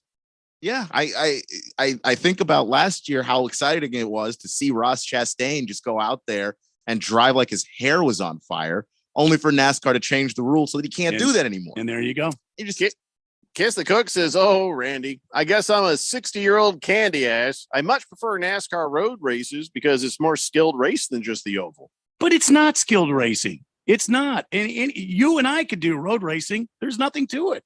Blissful Hayes says the road courses just show how talented these drivers are and how they can win in different types of tracks. Road courses kick ass. Then why isn't it growing the sport of NASCAR? Big George says, "Randy, I take back my sarcasm. That was a very well-spoken and thought-provoking conversation you had with Keon and Jeffrey about NASCAR road courses. This is why your nickname is Randy Firecracker White." I've never heard that it was this is a new nickname that Randy has that he's never had before. That if he wants, I suppose he can adopt now. Where are you getting this? Hefty Lefty says, "I don't care about the road courses. That's why I was talking about just a quarter-mile drag race for All-Star Weekend. Just All-Star Weekend. While we're at it, for All-Star Weekend, give me a pit crew challenge for fastest tire change and fill it up. It's like a skills competition, in the NBA. They do have that for All-Star Weekend. There you go, Hefty Lefty. You got half of what you wanted. We got to take a break. We come back. We've got On This Date in Big George's sports history. It's the Daily Blender here on 1580 The Fanatic. O'Reilly Auto Parts' new Brake Best Select Pro brand raises the bar for the best aftermarket domestic brake pads and rotors available. For vehicle-specific friction formulations, Quiet-Tech noise-canceling shims, and stainless steel hardware, choose Brake Best Select Pro. Professional-grade brakes from the professional parts people at O'Reilly Auto Parts. O'Reilly Auto Parts. If you're an agent or broker in group benefits, get ready to learn about an exciting and innovative new program to offer your clients. Eternal Benefit is now offering the first pre-planning program that's available as a payroll deduction and allows benefits for the entire family. Our pre-planning program can include coverage for yourself, your spouse, plus your immediate family, including parents, children, grandparents, and even aunts, uncles, and cousins. Looking for a great reason to contact your clients? This is it. No more meetings where you have nothing new to offer. Eternal Benefit plans lock in and provide for funeral and burial expenses regardless of price increases. Employees can now take care of their family member without pressure. Choose from hundreds of funeral homes and cemeteries. Plans are completely transferable. Even if your clients move to another state, the program pays some of the highest commissions in the group benefits area. Find out more. Go to eternalbenefit.com. That's eternalbenefit.com or call 602-315-2574. Eternalbenefit.com. That's eternalbenefit.com or call 602-315-2574. Venture X from Capital One is the travel card for people always asking, where next? You earn 10x miles on hotels and rental cars and 5x miles on flights booked through Capital One Travel and 2x miles on everything else you buy with Venture X. Plus, receive premium travel benefits like access to over 1,300 airport lounges. The Venture X card from Capital One. What's in your wallet? Terms apply. See CapitalOne.com for details.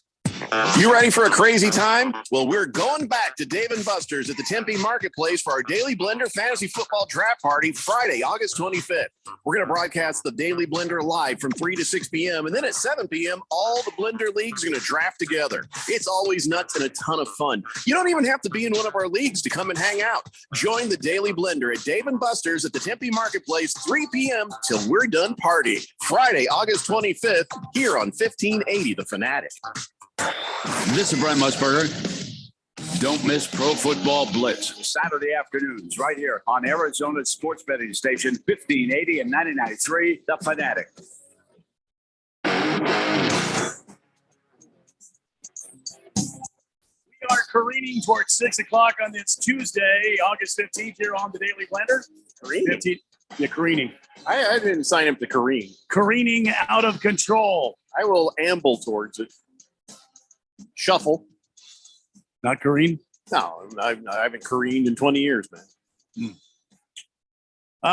Football is careening towards the opening of the season. Well, that sounds more like it, yeah. The football season quickly approaching. By the way, Thursday? No, wait. Saturday night, Cardinals will be welcoming in the Super Bowl champions to the great Silver Nest in the West Valley.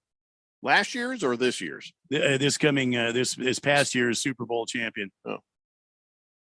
The Kansas City Chieftains will be coming in for a good ass whooping this Saturday night. Sorry again. I don't. The hands of the mighty red birds of prey. And you can still get good tickets, by the way. Oh, I bet you can. But speaking of good tickets and Super Bowl and all that stuff, right now when you bet on the Super Bowl winner, you get a bonus bet every time your Super Bowl winner pick wins in the regular season. Just pick any team to win the Super Bowl, and you'll get bonus bets for every victory.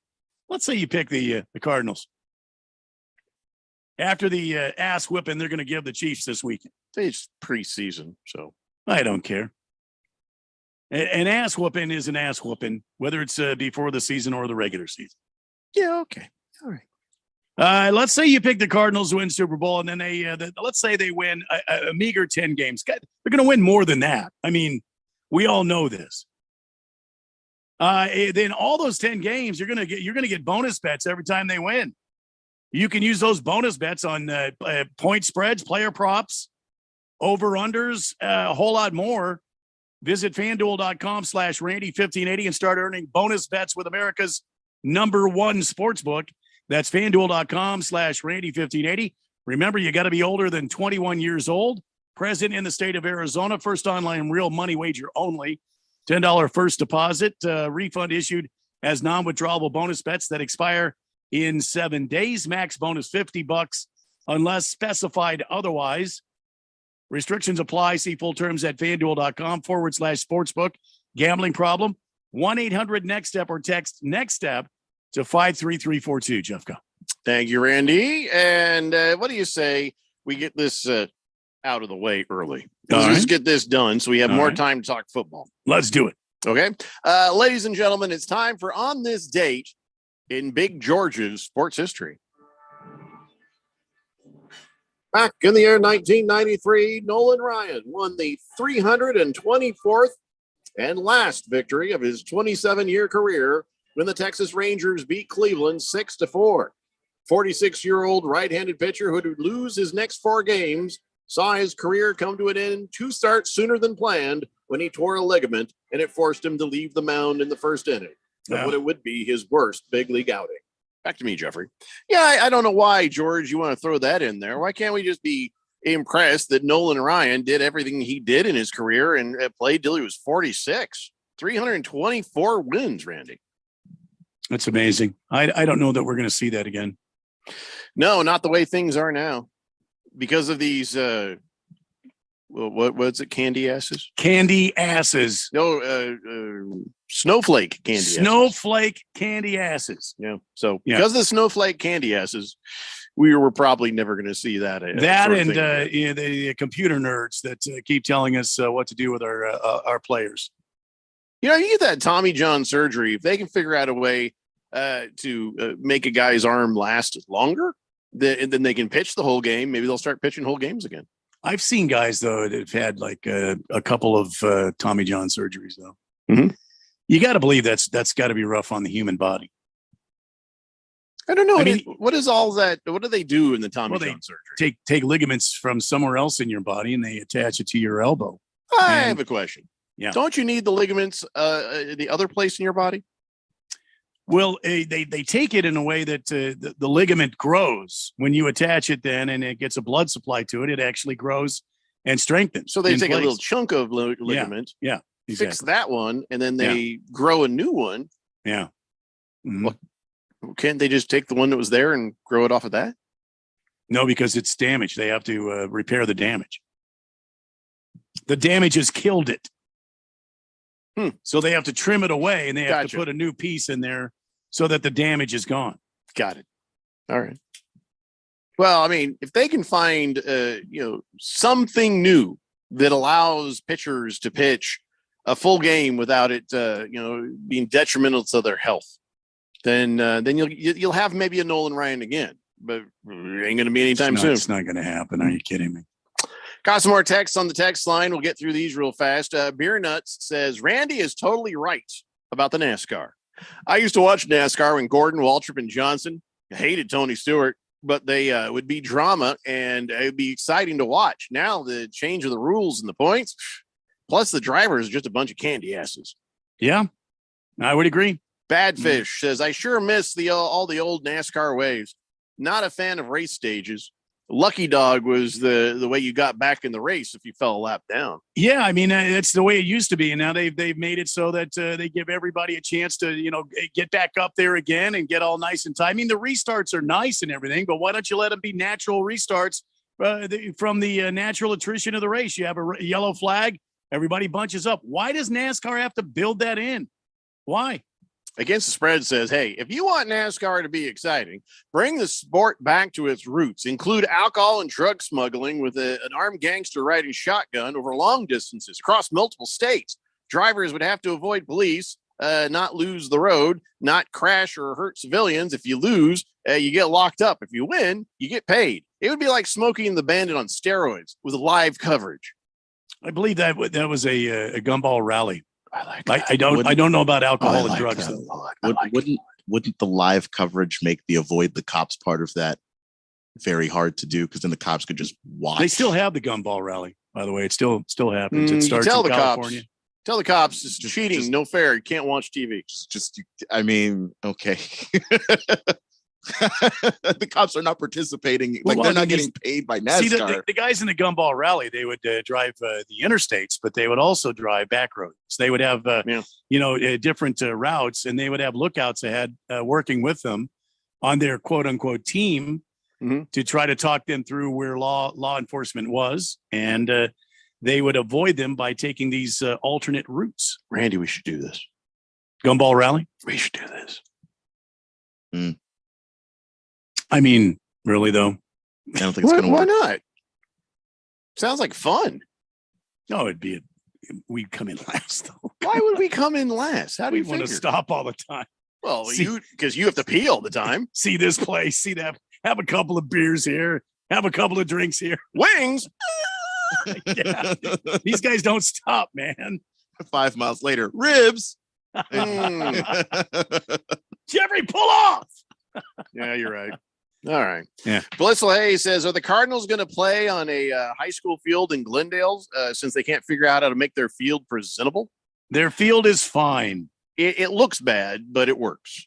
Pringle says if Mantiply keeps pitching 2 nights in a row, he might get like 300 wins. Well, wouldn't you have to win? Wouldn't you have to win the games to get 300 wins? It's Mantiply. It's Mantiply when he loses. It's Mantiply all day long. I don't care what his proper name is. The 2023 season is what. And this is just another reason why the Diamondbacks. Is it Mantiply or Mantiply? It's Mantiply. Mantiply. Mantiply. That's what I said. Mantiply. You said Mantiply. You've got the emphasis on the wrong syllable. Is he a winner or a loser? He's a loser. Is he an American or an American? He's an American pitcher that can't pitch. Just drop the American. He's just a can't. He's just a can't. Yeah. Booze and Raider says, Randy, it's called the Ken Ball, and it's still done today. He's a cannonball. It's called the Cannonball. Cannonball Run. Yeah. It's not called the Gumball. I thought this was a new one. The Cannonball Run. Yeah, I think you're right. Yeah. Yeah, I stand corrected. Big George says, this Tommy John surgery sounds like some sort of foreign technology and science we learned from aliens. Transferring ligaments that grow from one part of the body to another. That is some UFO stuff right there. Well, the liver, same thing. When Randy got a chunko liver, you got some Lipton chunko liver, and they put it in there, and it grew. Yeah. It's grown to the size my body requires. And so my donor's liver did as well. So question. Yeah. Wait, does any other organs do that? Not Skin. that organ, Keon. Calm down. I didn't say anything. your skin does that. You know, I've always wondered. This is a serious thing. You know how they say all the cells in your body rejuvenate, they fall off, or they die, then they get replaced every 7 years or so. Then why do we have scars? Feel like somebody is making some stuff up. Hefty Lefty says the loose women call him Mantip, please. Big George says Tony Vazzari from the Action Update. Yeah, he calls him Joe Mantipley. I know that's what we've been mocking all day, George. Thank you for finally catching up to us here. Thanks, George. There's only a minute left in the show. 2 minutes. I'm glad you're here, George. Come to the draft party on the 25th. You're on 1580, the Fanata. The what? The 1580, the Fanata. You know, when I sent in a complaint about that, the guy says, no, it's fine. Turned out the guy who's reading that is the boss of that department. So we're never gonna get anything changed on that. 1580, the Fanata. Mike Sutter, 1580, the Fanata. It's like, Mike, he says Fanata. He's like, no, it says Fanatic. I can hear it right here. It was you. And he was talking about himself in the third person. I listened to it. It was just fine. Are you sure? Was the letter C delicious? Yeah. Because you swallowed it. Tasty. Boy, we landed this one rough, didn't we? Yeah, it's all right. Erectinator. Let's see. I better pre-read this one. I want to end the show with us getting fired. With an FCC fine. Yeah, I'm not reading that one. Come on, Erectinator. Be better. Be better, Erectinator. Find a new target. Find something new to go after. He's going after or me. at least be lighthearted like the bird. And he's going after Ralph. Oh. Yeah. Make it fun. He's I gotta give him credit. Every day he is constantly trying. And I am constantly not reading them. Anyway. Hall of Fame worthy? Yeah, we'll see you guys. No. We'll see you guys tomorrow. 3 p.m. 1580, the Fanatic. Attorney Joe Cordell. Business owners and professionals face